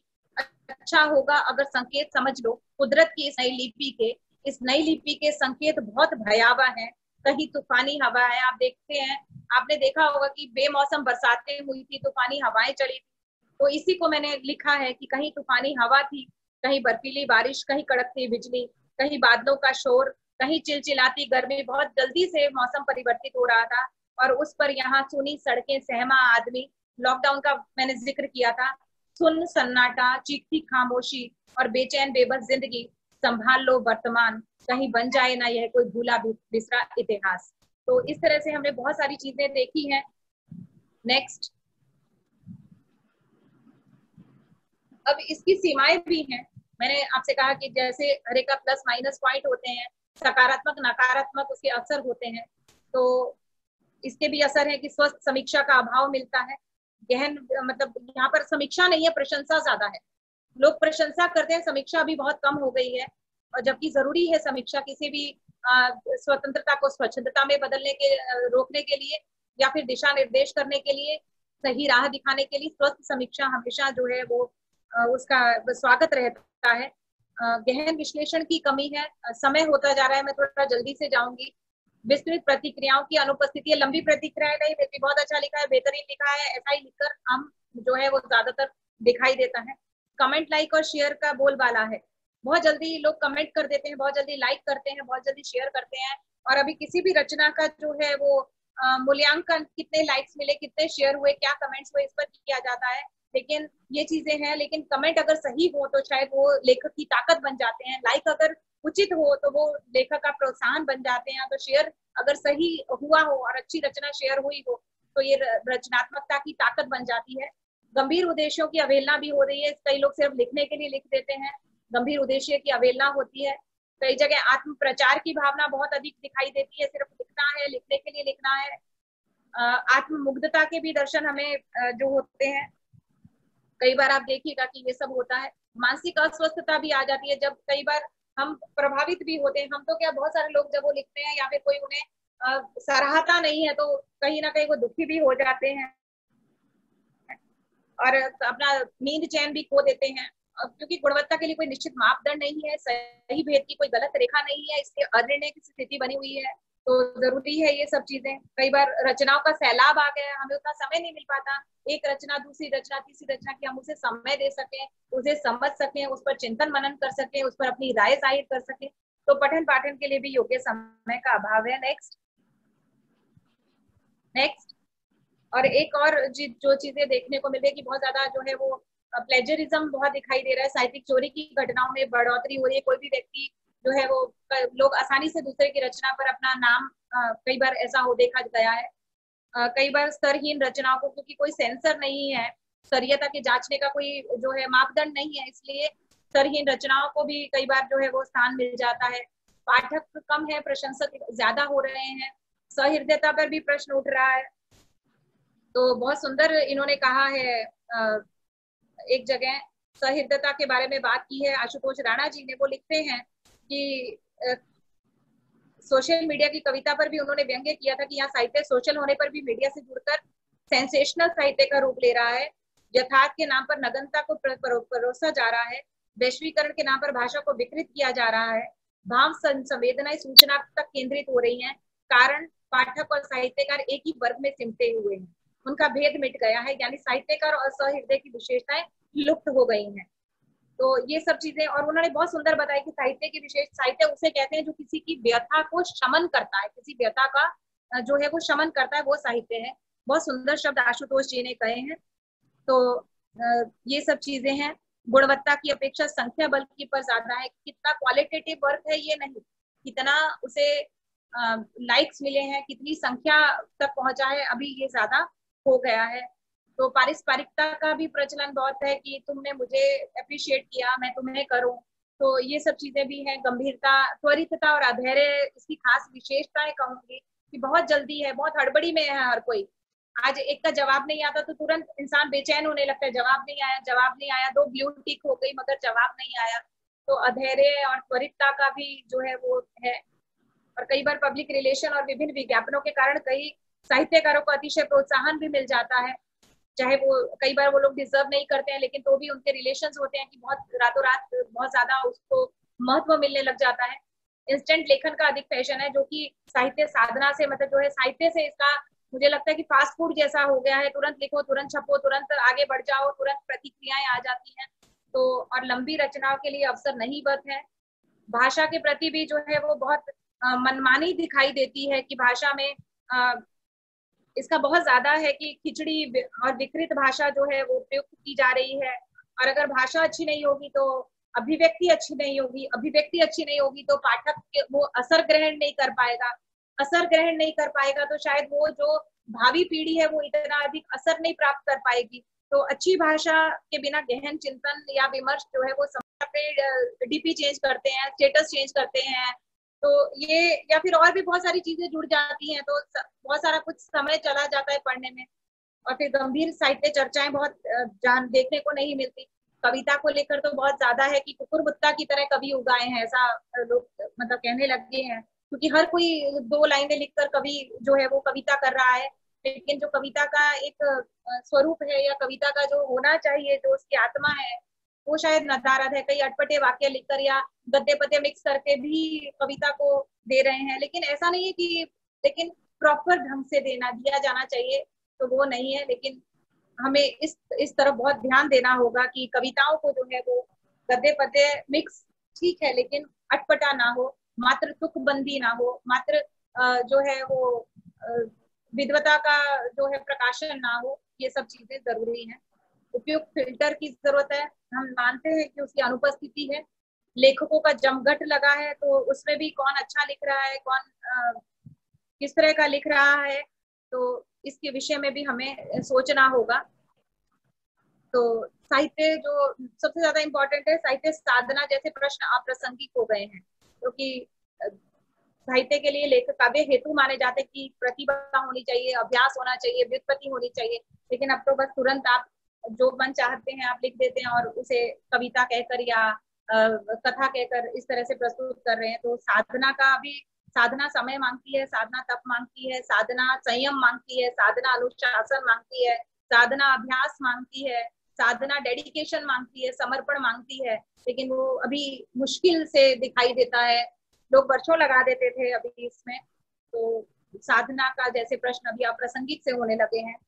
बहुत ज्यादा हम सामने रहते हैं तो आंखों की तकलीफ, मोटापे की समस्या, ये सब शारीरिक मानसिक कई बार तकलीफ होती है। काव्य शास्त्र के कई सिद्धांतों का के विपरीत जो है वो यहाँ पर दिखाई देते हैं। जैसे वर्ड्सवर्थ ने कहा था कि poetry the spontaneous overflow of powerful feelings, लेकिन फिर साथ में उन्होंने ये भी कहा था कि शांति के क्षणों में जब हम उसको रिकलेक्ट करते हैं तब उसके बाद हम उसे प्रस्तुत करते हैं। अब शांति के क्षण नहीं है, रिकलेक्शन नहीं है, तुरंत हमें लिख देना है। तो स्टेटस सिंबल का भी पर्याय बनता जा रहा है कि आप कितने मौजूद हैं इस ऑनलाइन में, आप कितने उपस्थित हैं। और ये सब चीजें, ईमेल के बाद तो शायद पत्र लिखने का चलन ही समाप्त हो गया है। सिर्फ मनोरंजन तक साहित्य को जोड़ा जा रहा है और पुस्तकालय भी सुने होते जा रहे हैं, क्योंकि हर कोई अब इसका ज्यादा मतलब प्रयोग करने लगा है। विचारोन्मुखी साहित्य की कमी आ रही है। तो अब नेटवर्क की समस्या जैसे अभी हमने देखा बहुत ज्यादा है। निष्कर्ष पर आती हूँ, हर सिक्के के दो पहलू हैं और विचार चिंतन और आत्मचिंतन के बिना किसी भी निर्णय पर पहुंचना या कोई भी निष्कर्ष देना सही नहीं है। कुछ भी एक पक्षीय नहीं है, एक स्तरीय नहीं है, कई लेयर्स हैं, कई पहलू हैं, कई पक्ष हैं। एकांगी राय किसी के संदर्भ में भी मतलब अच्छी नहीं है। निष्कर्ष पर पहुंचेंगे तो मानते हैं हर सिक्के के दो पहलू हैं, दोनों साहित्य से जुड़े, समाज से जुड़े हुए माध्यम है, संप्रेषण के माध्यम है, समाज को प्रतिबिंबित करने का सबल माध्यम है। लेकिन लेखक को जवाबदारी समझनी होगी, आत्मानुशासन रखना होगा, स्व विवेक से काम लेना होगा, क्या लिखना है क्या नहीं लिखना ये उसे खुद समझना होगा, क्योंकि अभी तक कोई फिल्टर नहीं है, कोई सेंसर नहीं है। माध्यम को लेकर प्रश्न खड़े किए जाते हैं कि माध्यम अच्छा नहीं, माध्यम बहुत अच्छा है, लेकिन हम प्रयोगकर्ता पर हमें निर्भर है कि हम उसका प्रयोग किस तरह से कर रहे हैं। पाठक को स्वयं भी अच्छे बुरे की समझ होनी चाहिए, स्वस्थ समीक्षा की जरूरत है ताकि मार्गदर्शन मिले, प्रशंसा और चाटुकारिता की वृद्धि से मुक्ति मिलनी चाहिए। लाइक शेयर कमेंट करते समय हम बहुत रहे कि अगर सही है तो उसे भरपूर लाइक्स दें, भरपूर शेयर करें, अच्छे कमेंट्स लिखें, लेकिन सिर्फ इसके लिए नहीं। त्वरित प्रतिक्रिया और पारस्परिकता से बचना समझदारी होगी कि हम त्वरित प्रतिक्रिया ना दें, किसी भी बात पर सोच समझकर उसका कहें। नेक्स्ट नेक्स्ट तो साहित्य सामाजिक चेतना के रूप में आए, संवाहक के रूप में आए, ऐसा प्रयत्न होना चाहिए। मानवीय मूल्यों को प्राथमिकता होनी चाहिए, नैतिकता का आग्रह होना चाहिए, क्योंकि बच्चों का इस पर बहुत अच्छा या बुरा असर पड़ सकता है। और सबसे बड़ी बात यहाँ पर जरूर कहूंगी कि आज सोशल मीडिया के जमाने में हम बच्चों को लेकर बहुत चिंतित हैं, लेकिन हम उनके बचपन को लेकर चिंतित नहीं है। ये बात हमें खास ध्यान रखनी होगी कि उनको किस तरह का साहित्य उनके सामने आना चाहिए। तो माँ बाप को भी इस संदर्भ में थोड़ा जागृत रहने की जरूरत है, भावी पीढ़ी को सही मार्गदर्शन देना चाहिए। भाषा के स्वरूप और शुद्धता को लेकर दरकार होनी चाहिए, किसी भी व्यक्ति को शेयर क्या कर रहे हैं, क्या करना चाहिए, उस पर हमें सोच विचार करना चाहिए। हमारी निजता का, हमारी प्राइवेसी का हनन ना हो, उस पर होना चाहिए। और बदलते समय के साथ बदलना तो बहुत जरूरी है। नई नई विधाओं का जन्म हो रहा है, नई नई प्रयोगों की संभावना है इस मंच पर। इस मंच को हमें सकारात्मक रूप से लेंगे तो ये हमारे लिए बहुत बड़ी शक्ति, बहुत बड़ी हमारी ताकत के रूप में ये काम कर रहा है और करेगा। दो तरफा संवाद की योजना इस पर संभव है, आयोजन संभव है। क्वांटिटी की जगह क्वालिटी पर अधिक जोर होना चाहिए। भले आप थोड़ा लिखें, लेकिन आप अच्छा लिखें, आप खुद विवेक से लिखें। सभी विधाओं के लिए ये उपयुक्त मंच है। अच्छे अवसर को जो है वो उसमें क्या कहते हैं कि अवसर को, आपदा को अवसर में बदलने का समय है, और अच्छे अवसर को बुरी आदत में तब्दील ना करे। कहीं भी कोई भी साहित्य हो, मैं ये लास्ट में इतना कहूंगी, कहीं कोई भी साहित्य हो, चाहे वो परंपरागत माध्यम में हो, किताबों में हो, पुस्तकालयों में हो, शिक्षण में हो, अभ्यासक्रम में हो, या फिर सोशल मीडिया पर हो, अगर उसमें संवेदनशीलता है, संप्रेषणीयता है, मौलिकता है, गुणवत्ता है, तो वो हमेशा के लिए टिका रहेगा और टिका रहा है। अंधेरे को कोसने से बेहतर है हम दिया जला लें, और ये सब कुछ हमारी जवाबदारी है। नेक्स्ट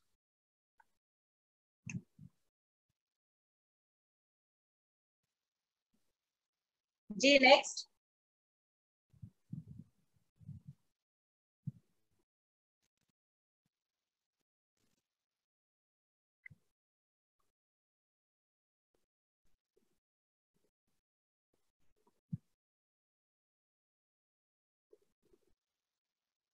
रिसर्च सोसाइटी का आभार जिन्होंने मुझे इस विषय पर आमंत्रित किया।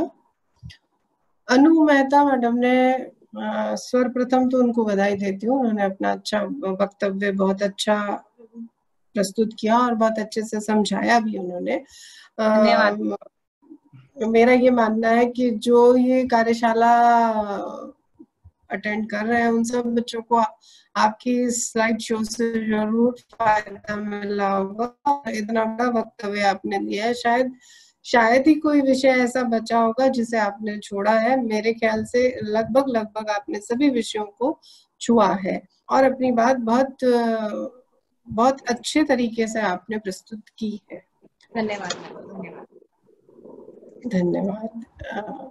मैं अपनी बात कहना शुरू करती हूँ, उससे पहले आयोजकों को एक बार बधाई भी देती हूँ कि वे इस कोरोना काल में कार्यशाला का आयोजन कर विद्यार्थियों के हित के बारे में सोच रहे हैं। आपका अपना विषय जो वर्तमान परिदृश्य है वही ये बता रहा है कि देखिए परिदृश्य कितना बदला है।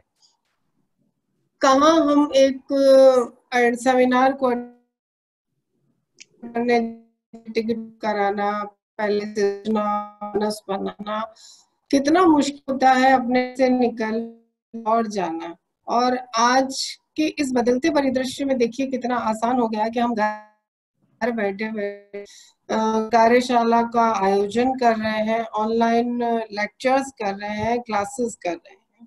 तो परिदृश्य बदला है, इसमें कोई दो राय नहीं। मैं जहां तक समझती हूँ, मेरी इस बात से सभी आप सब लोग सहमत हो। समय बहुत तेजी से बदला है, समय के साथ चलने के लिए उतना तेज हमें भी चलना है। अगर मैं बात करूं साहित्य की, चूंकि साहित्य की विद्यार्थी हूं तो बात साहित्य की ही करूंगी। साहित्य को पढ़ने के लिए जो सरद है उसका अभाव हमें हमेशा देता है। भाषण की तरह नहीं दे सकती हूँ, मैं आयोजकों से क्षमा चाहती हूँ इस बारे में। मैं बातचीत के अंदाज में ही अपनी बात कह पाऊंगी। साहित्य को अगर हम देखते हैं तो साहित्य को पढ़ने वाले जो सहृदय है, वो सहृदय का अभाव हमें हमेशा ही दिखलाई पड़ता है। टीवी ने, अन्य तरह के गैजेट ने पुस्तकों का जो थोड़ा समय था वो भी चुरा लिया। आज आप देखिए हाथ में पुस्तकें तो कम ही नजर आती है, पर शायद ही कोई ऐसा व्यक्ति होगा जिसके हाथ में मोबाइल ना हो। ठेठ से ठेठ आप नीचे तबके के व्यक्ति से देख लें, बच्चे से देख लें, और आप ऊपर तक चले जाइए, सबके हाथ में मोबाइल है। एक नहीं दो होंगे। कहीं ना कहीं स्टेटस सिंबल बन गया कि मोबाइल होना हाथ में बहुत बड़ी बात है, और किताब होना बड़ा लोअर मिडिल क्लास का काम है। इस तरह से अपने आप को बांट दिया गया है कहीं ना कहीं इस पूरे परिवर्तित समाज में। गंभीर पाठक तो पहले ही कम थे, और इस दौर में पाठक गंभीर और कम हो गए। सब लोग अपने मोबाइल पर, जैसा अनु मेहता जी ने भी कहा था कि तुरंत सब कुछ चाहिए, फेसबुकिया हो गए हैं, सब कुछ आज ही डाल देना है लिखकर, आज ही उसकी सारे रिएक्शंस भी चाहिए, आज ही प्रसिद्धि, रातों रात कैसे प्रसिद्धि पालें, ये इस सोच में है। जो गहन चिंतन, जो गहन मनन की आवश्यकता थी वो कम दिखलाई पड़ती है। शब्दों का चयन, जो तुरंत फुरंत प्रसिद्धि पाने का जो मानस है, वो ये कि लिखा और तुरंत पोस्ट किया, और पोस्ट करने के साथ ही वो ये देखने लगते हैं कि कितना आपको लाइक्स मिल रहे हैं। अभी देखिए आप, हम शायद हम 2 दिन पहले की बात होगी जब एक प्रसिद्ध गायक के बारे में ये खबर आ रही थी कि उसने लाइक खरीदे, करोड़ों रुपए देकर उसने उन लाइक्स को खरीदा। तो मेरा ये मानना, जैसे पुराने लोग नहीं कहा करते थे कि चोरी कभी छिपती नहीं है, आज नहीं तो कल चोरी पकड़ में आती है। तो उस गायक को जो प्रसिद्धि प्राप्त करने का आधार था, अगर आप में गुण है, आप इस लायक है कि आपको सुना जाए या आपको पढ़ा जाए, तो वो आपकी गुणवत्ता पर निर्भर होगा, न कि आपके केवल ये माध्यम जरूर है, लेकिन ये माध्यम तभी आपके लिए सार्थक हो सकेंगे जब आप इन माध्यमों का सदुपयोग करें, न कि आप इनका दुरुपयोग करें। आपका लेखन, आपका चिंतन समय चाहता है, आप उसको भली प्रकार से लिख कर आप अपने स्वयं संतुष्ट होने के बाद उस पोस्ट को डालिए, और रिएक्शन आएंगे, कोई संदेह नहीं इसमें कि लोग पढ़ते हैं। लेकिन मेरा ये जो मैं इसमें थोड़ा सा इस विचार को मानती हूँ, आज भी पुस्तकों का मुकाबला नहीं हो सकता। आपके हाथ में जो किताब है उसको जो पढ़ने का आनंद है वो इस कंप्यूटर की स्क्रीन पे नहीं आ सकता। कंप्यूटर की स्क्रीन पर दिन भर आपको बैठे रहना, आंखें गड़ाए डालना, वरना किताब में ये सहूलियत है कि आप कहीं भी, कभी भी, कैसे भी उसको लेकर पढ़ सकते हैं। और जो एक अनुभूति है उन पन्नों को पढ़ते चले जाने की, वो मुझे लगता है इतनी अच्छी तरह से हम लोग इस कंप्यूटर पे नहीं पढ़ सकते। अभी आपने देखा होगा कोरोना काल के डर से सब लोगों ने अखबार अपने घरों में लाने बंद कर दिए थे। लोगों को लगता था कोरोना की वजह से अखबार नहीं लाया जाए, तो वो सभी अपने पेपर्स आजकल ऑनलाइन भी डालते हैं, तो वो ऑनलाइन पढ़िए। किंतु आप देखिए, जो आप एक आरामदायक मुद्रा में चाय हाथ में रखकर जो अखबार पढ़ने का आनंद है, क्या वो मोबाइल पर आ सकता है? क्या वो कंप्यूटर पर आ सकता है? समाचार मिल सकता है, लेकिन जो आनंद है वो अखबार को हाथ में लेकर पढ़ने का, वो आपको लैपटॉप पर या मोबाइल पर नहीं आ सकता। छोटे छोटे अक्षर आंखों को तकलीफ देने लगते हैं। कार्य करने की शैली बदली है, पूरा प्रारूप बदला है। जिन्हें देखिए सभी इस काल में लैपटॉप पर बैठकर काम कर रहे हैं। फायदे हैं, कोई सब इसमें संदेह नहीं, कोई शक नहीं है कि ऑनलाइन चीजों के फायदे नहीं है, फायदे हैं, पर एक लिमिट है उन सब फायदों की। ऐसा नहीं है कि आप दिन भर ही उन्हीं आंखें अपनी लैपटॉप पर गड़ाए रहेंगे और आप कुछ हासिल कर जाएंगे। आखिर आप हाथ में पेन और पेज रखकर नहीं कुछ पढ़ेंगे लिखेंगे, तब तक आपको आत्मसंतोष नहीं होगा। मेरा ये मानना है कि सोशल मीडिया जो, उसके फायदे हम इस तरह से देख सकते हैं कि आपको किताबों की जानकारी मिल जाएगी, उसकी उपलब्धता का अनुमान लग जाएगा, आप उसको ढूंढ सकते हैं कि उपलब्ध है कि नहीं है, कहाँ मिल पाएगी, कैसे मिल पाएगी। ये सारी जानकारियां फायदेमंद है। लेकिन आप सोचें कि उस पुस्तक को हम पूरी लैपटॉप पर पढ़ जाए या कंप्यूटर पर पढ़ लें, तो मैं नहीं मानती वो उतना सुकून देता है जो हाथ में हुई किताब सुकून देती है। शताब्दियां, जैसे हिंदी साहित्य को अगर हम देखते हैं तो वो अपने कालों में विभक्त है ना। आधुनिक काल पर अगर नजर डालें तो उसमें बहुत सारे वाद हैं, बहुत सारी कविताओं के काल हैं, बहुत सारी कहानियों के भी अलग अलग नामांकरण किया गया है। उस दृष्टि से अगर हम इस पूरी शताब्दी को ही देख लें तो इंटरनेट शताब्दी कहने में कोई हर्ज नहीं होगा। कह सकते हैं, जैसे शुक्ल जी ने कहा था कि रीति काल है, रीति की उपलब्धता के कारण हम उसे रीति काल कहते हैं, किंतु उसमें श्रृंगार की प्रधानता इतनी है तो उसे हम श्रृंगार काल भी कह सकते हैं। उसी तरह से इस काल को भी हम इंटरनेट शताब्दी कह सकेंगे, इसमें कोई दो राय नहीं। जहां तक साहित्य का परिदृश्य है तो बदला है, विषय बदले हैं।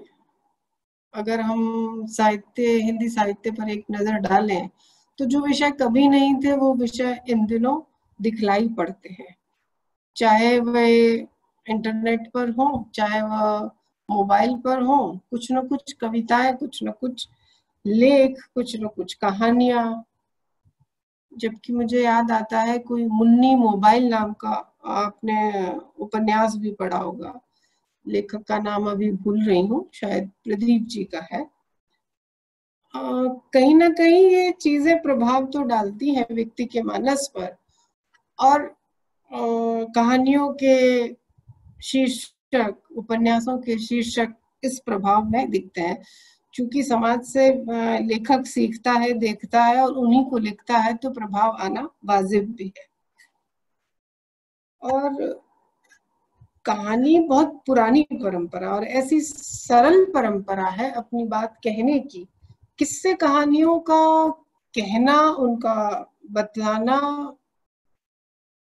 बहुत समय से चलता आ रहा है, और मनुष्य सामाजिक प्राणी है। अपनी बात कहे, किसी के विचारों को कहना, सुनना, अभिव्यक्ति उनके लिए बहुत बड़ा माध्यम है। और किस्से कहानियों को सुनाया जाना भी उसी संदर्भ में था। किस्से कहानियां वही हैं, लेकिन उनकी प्रस्तुति के माध्यम बदल गए। गांव में पहले चौपाल पर बैठकर अपनी बात कही जाती थी, कहानियां कही जाती थी। लोग रात को सारा काम निपटा देने के बाद थकान उतारने के लिए, जैसा नाटकों के संदर्भ में कहा ही है कि नाटक जो थे वो दुखी हुए थके हुए लोगों को मानसिक शांति और आराम देते थे, मनोरंजन भी देते थे। उसी तरह से कहानियों का प्रारूप भी उसी दौर का है कि जब अपनी बात को कहने के लिए व्यक्ति को कोई ना कोई माध्यम चाहिए, और किस्से, कथा, बात, ख्यात, ये सारे वही माध्यम है जिसमें व्यक्ति अपनी बात को बहुत ईमानदारी से कहता है। और किस्से कहानियों के माध्यम से व्यक्ति अच्छी बुरी सारी घटनाओं को बताता है। इस दौर में अगर हम देखें तो नीलेश मिश्र ने कहानियों को नए तरह से प्रस्तुत किया। उनका जो कहानियों का इडियट बॉक्स, याद शहर, उन्होंने जो शब्दों का प्रयोग किया, उनकी जो कहने की भाषा है, यानी एफएम पर दिन भर गाने चलते हैं, उस बीच एक कहानी और कहानियों के बीच में पिरोए हुए गीतों को प्रस्तुत करना बिल्कुल नया तरीका था और सफल भी बहुत हुआ। ये इसकी सफलता का कारण भी ये था कि इंटरनेट के माध्यम से उन्होंने अपने इस प्रोग्राम को कई देशों में एक साथ प्रस्तुत किया, और 1 सीजन, 2 सीजन, 3 सीजन, ऐसे करके उसके सीजन आते रहे।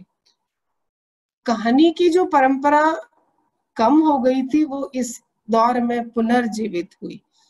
फिर से लोगों को कहने की एक मंच मिल गया, एक माध्यम मिल गया। नीलेश मिश्र अपने उन कहानियों के कथन में एक उनकी मंडली शब्द का प्रयोग करते हैं, जिनमें वे नए लेखकों को सामने लाते हैं, उनको एक मंच मुहैया कराते हैं, उनकी कहानियों का वो प्रस्तुतिकरण करते हैं। तो जो आवाज, जो टोन, जो उनकी प्रस्तुति है, वह एक नया मुहावरा गढ़ती है कहानी को सुनने का।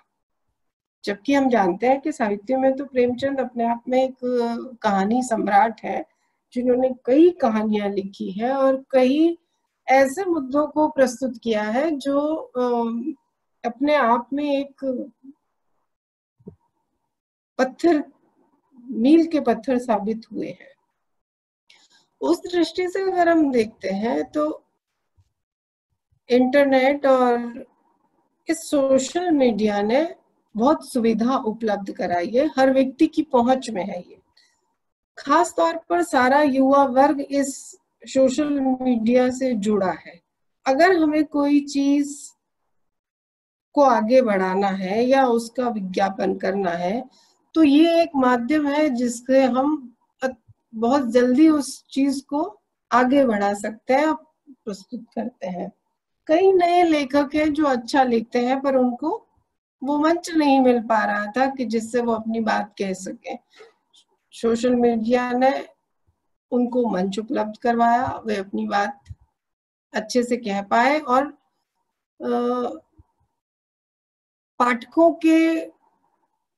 पाठकों की रिएक्शन से उनको ये पता भी चलता है कि वो कैसा लिख रहे हैं, किस तरह का लिख रहे हैं और उनमें क्या सुधार की उनको आवश्यकता है। ये सारा मीडिया का प्रभाव है जो वर्तमान में हम देखते हैं। एक दौर में जो समृद्ध लेखक थे, जो इन चीजों से, तकनीक से नहीं जुड़े थे, वो इसे बहुत ज्यादा बढ़ावा नहीं देते थे। किंतु समय का दौर बदलता रहा और बदलते दौर में अपने आप को बदलने के लिए उन्होंने इसको स्वीकार भी किया। अब वे इस माध्यम से अपनी बात कहते हैं। अभी इन्हीं दिनों देखिए, इस काल में जहां आना जाना सब जगह बंद था, वहां वेबिनार, बहुत से वेबिनार हम देख रहे हैं, बहुत से हमने विस्तार व्याख्यान की श्रृंखलाएं देखी हैं। इवन देन यूनिवर्सिटीज, कॉलेजेस में जहाँ क्लासेस नहीं है, वहां हम ऑनलाइन जुड़कर अपने विद्यार्थियों से संपर्क में हैं, अपनी बात को हम कह रहे हैं, उनके माध्यम तक पहुंचा रहे हैं। तो हर चीज के दो पहलू हैं, कुछ फायदे हैं, कुछ नुकसान है। ये हमारे स्वविवेक पर निर्भर करता है कि हम उनमें से चुनाव किसका करते हैं। अच्छी बुरी सारी चीजें हमारे सामने होंगी, ये हमारा विवेक होगा कि हम उसको कितना और कैसे स्वीकार करते हैं, कैसे उसका उपयोग करते हैं। संवाद कार्यक्रमों के माध्यम से हम उन लोगों को सुन पाते हैं जिनको सुनना हमारे लिए थोड़ा मुश्किल था या जिन तक हमारी पहुंच नहीं थी, पर हम उनको सुनते हैं। विदेशों से लोग अपनी बात कह रहे हैं। बहुत परिवर्तन अगर आप नहीं देखें तो अभी अभी के समय में देखिए, जहां इस समय में व्यक्ति बाहर नहीं निकल सकता, अपने घर वालों से मिलने नहीं जा सकता, वो इस मीडिया के माध्यम से जुड़कर, इन इंटरनेट, इन चीजों से जुड़कर वो अपने मन की बात कह सकता है, अपने परिजनों को देख सकता है, उनको सुन सकता है। तो बड़ा परिवर्तन है ये, एक जो क्रांतिकारी परिवर्तन है जो हम इस दौर में देखते हैं। सोशल मीडिया भले आभासी दुनिया है, ऐसी दुनिया है जहां पर आप एक बार जुड़ते हैं तो जुड़ते चले जाते हैं। कुछ नुकसान की अगर देखें तो देखिए, बच्चों में जो प्रवृत्ति आई है कि वो मोबाइल पर जो गेम खेलने की प्रवृत्ति है, वो बहुत देर देर तक अपने आप को व्यस्त रखते हैं। कई ऐसे गेम बच्चे खेलने लगे थे जिससे वो आत्महत्या की ओर अग्रसर हुए। सरकार को कुछ वो गेम बैन करने पड़े। तो ये जरूर वो स्थितियां हैं जो हमें सोचने पर मजबूर करती है कि इसका प्रयोग कब और कहाँ तक किया जाना चाहिए, किस सीमा तक किया जाना चाहिए। बहुत ज्यादा अगर हम नहीं देखते हैं तो अब भी मुझे लगता है नुकसान फायदों को अगर देखें तो नुकसान भी कम नहीं है और फायदे भी कम नहीं है। फायदे भी बहुत से हैं।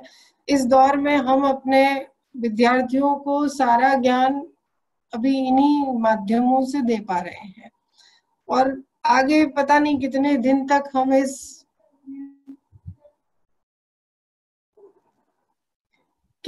तक हम इन चीजों से बचेंगे। आखिर हमें इस परिवर्तन को अपनाना भी होगा और इन सारी तकनीकी चीजों को समझना भी होगा। अभी अभी देखिए, मैंने शायद पिछले सप्ताह में ही मैत्री पुष्पा जी ने अपने कई जगह वेबिनार में अपना भाषण दिया है, जबकि बड़ी लेखिका है, बहुत प्रसिद्ध लेखिका है, जिनको बुलाना लाना मुश्किल था। जब हमने अपने विश्वविद्यालय में उन्हें बुलाया था तो उनके साथ जो समस्याएं थी, उनका आना, उनको ठहराना एक समस्या लगता है। आदमी खुद को भी इनसिक्योर फील करता है कि कैसी व्यवस्थाएं होंगी, कैसे होगा। किंतु अभी अपने घर पर बैठकर अपनी बात कह देना, आज मैं भी हूं तो अपने घर पर बैठकर आप सबसे बात कर पा रही हूँ, आपसे जुड़ पा रही हूँ, ये बड़ा क्रांतिकारी परिवर्तन है। वरना आने जाने का एक जो टाइम कंज्यूमिंग चीजें हैं वो सब कट डाउन हुई है। जुड़ना, ये सारी चीजें भी फायदा ही दे रही हैं हमको। मीडिया और साहित्य दोनों का सरोकार समाज से है, तो समाज में समय समय पर किस तरह के परिवर्तन होते रहे हैं, किस किस तरह के समय के अनुसार बदलता है परिदृश्य, वह भी अपने आप में बड़ा प्रश्न है। पाठकों तक सहजता तक पहुंच पाना, अपनी बात को कह पाना, त्वरित उसका रिएक्शन आ जाना, ये सारी चीजें हमको इस तकनीक के माध्यम से मिलती है। कई ऐसे ऐप हैं जो अपनी कई विषयों की तैयारी वो उस पर करवाते हैं। बड़े बड़े वक्ताओं की बातें वो हम लोगों को प्रस्तुत करते हैं। यहाँ तक कि कुछ पुरानी चीजें जो उपलब्ध हो सकी थी, उनके भी स्लाइड शो दिखलाकर अपनी चीजों को बतला रहे हैं। ये सारा इसका सुखद पहलू भी है। इस बदलते परिदृश्य में अगर हम अपने आप को बदल पाते हैं, इसके साथ चल पाते हैं, तो मुझे लगता है बहुत सी अच्छी चीजें हम देखते हैं। रामायण और महाभारत ऐसे देखा जाए तो बहुत प्रसिद्ध ग्रंथ है, किंतु सब लोग उसको पढ़ पाए, मैं नहीं समझती कि ऐसा संभव है। बहुत कम लोग पढ़ पाते हैं। लेकिन चित्र और श्रव्य माध्यम से जब वो प्रस्तुत किया गया, जब उस दौर में प्रस्तुत किया था सबसे पहले रामानंद सागर ने और बी आर चोपड़ा ने, तब भी महाभारत और रामायण का इतना प्रभाव था कि गलियां सुनी हो जाती थी, कोई दिखता नहीं था।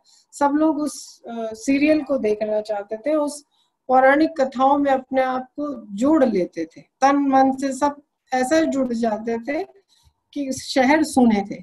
और जब अभी शहर इस दशा में सूने हुए, तब सरकार ने भी सोचा कि क्यों ना उन्हीं पुराने माइथोलॉजिकल सीरियल्स को वापस दिखाया जाए। और मुझे लगता है एक जो हमने अपने बचपन में देखा था वही हमारे बच्चों ने पुनः देख लिया, वरना शायद हम नहीं कभी दिखाते या हम कभी नहीं कर पाते कि वे उनको देखते, लेकिन फिर जुड़े। तो ये एक तकनीक का फायदा है कि हम लोग उन सारे ग्रंथों को जो हमारी संस्कृति की जड़ें हैं, जो हमारी भारतीय संस्कृति को प्रस्तुत करती हैं, उसको हम फिर से सुन पा रहे हैं, उनको हम देख पा रहे हैं। और पढ़ने के साथ जब हम कुछ चीजों को देखते हैं तो देखने का प्रभाव हमारे मानस पर लंबा रहता है, बहुत लंबे समय तक हम उसको ध्यान रखते हैं। जो इतने सारे महाभारत के कैरेक्टर हैं, उसकी जो छोटी छोटी प्रासंगिक कथाएं उसमें जुड़ी है मूल कथा के साथ, वे सारी कथाएं हमें याद रहती हैं। मैं अपनी कक्षा में जब पढ़ाती हूँ तो उन बच्चों को हमेशा ये बात कहती हूँ कि चीजें सुनने में, पढ़ने से ज्यादा सुनना याद रहता है, सुनने से ज्यादा देखा हुआ याद रहता है। तो इसमें कोई दो राय नहीं है कि इस तकनीक का फायदा हम इस सारी पीढ़ी को हो रहा है। वे अपनी बात को बहुत सशक्त माध्यम से कह पाते हैं, कर पाते हैं। जब जब शुरू में मोबाइल आया था तो कुछ गिने चुने हाथों में रहता था, और उस मोबाइल की स्थितियों पर जैसा लोग कहते थे, एक छोटी सी कविता मुझे याद आती है अनामिका जी की, जिसको मैं यहाँ प्रस्तुत करना भी चाहूंगी। घूमंतु टेलीफोन, हद चले सो मनवा, बेहद चले सो साध, लेकिन न हद न ही बेहद, एक बंद मुट्ठी मेरी सरहद, जा तो कहीं भी सकती हूँ लेकिन इस आदमी की जेब में, जा तो कहीं भी सकती हूँ लेकिन इस आदमी की जेब में, तार जोड़ सकती हूँ अपने दिमाग का कहीं से, लेकिन इसके अंगूठे के नीचे। मोबाइल को उन्होंने कितनी सरलता और कितने चुनकर शब्दों से प्रस्तुत किया। जब यह सो भी जाएगा तकिए के नीचे दबाएगा मुझको, टिक टिक टिक टिक सुनती हुई इसकी कलाई घड़ी की, चुपचाप मैं दर्ज करती रहूंगी अपने सीने में इसकी खातिर एसएमएस, जगह जगह से आएंगे ये सारी रात, दहकेंगे गुपचुप संदेश भर रात मेरे अंधेरों में, सपनों स्मृतियों की बिल्ली आंखें बंद कर, अम्मा की हारी बीमारी, ऑफिस के सब रगड़े झगड़े, अफरा तफरी के वे कितने अधूरे से, कितनी घुट्टी सी पुकारें, हल्की रुलाई की अवरुद्ध बेचैन कई सिहरने, करती रहेंगी मुझे झटपट भर रात। घायल कबूतर के पंख भरे हैं मुझ में, जो बेख्याली में एक एक नोच फेंकेगा, या कल तक कहीं कहीं कुछ रोए सहलाता, कभी बीच में रुक भी जाएगा। कितनी भी हो आधुनिक दुनिया, प्राचीन रहती है अभिव्यक्तियां, प्यार की नफरत की। अमेरिकी महाध्वंस के पहले होती थी जैसी बगदाद की सड़कें, हूं मैं कुछ कुछ वैसी, अधुनातन बाजारों के ही समानांतर सजे हुए हैं मुझ में हाट पुराने मीना बाजार, जैसे कि भग्नाशेष पुरातात्विक महानगर की छाती पर। जब शुरू में मोबाइल आया था तो किसी बहुत कम लोगों के पास था और एक उसका अलग सा क्रेज था।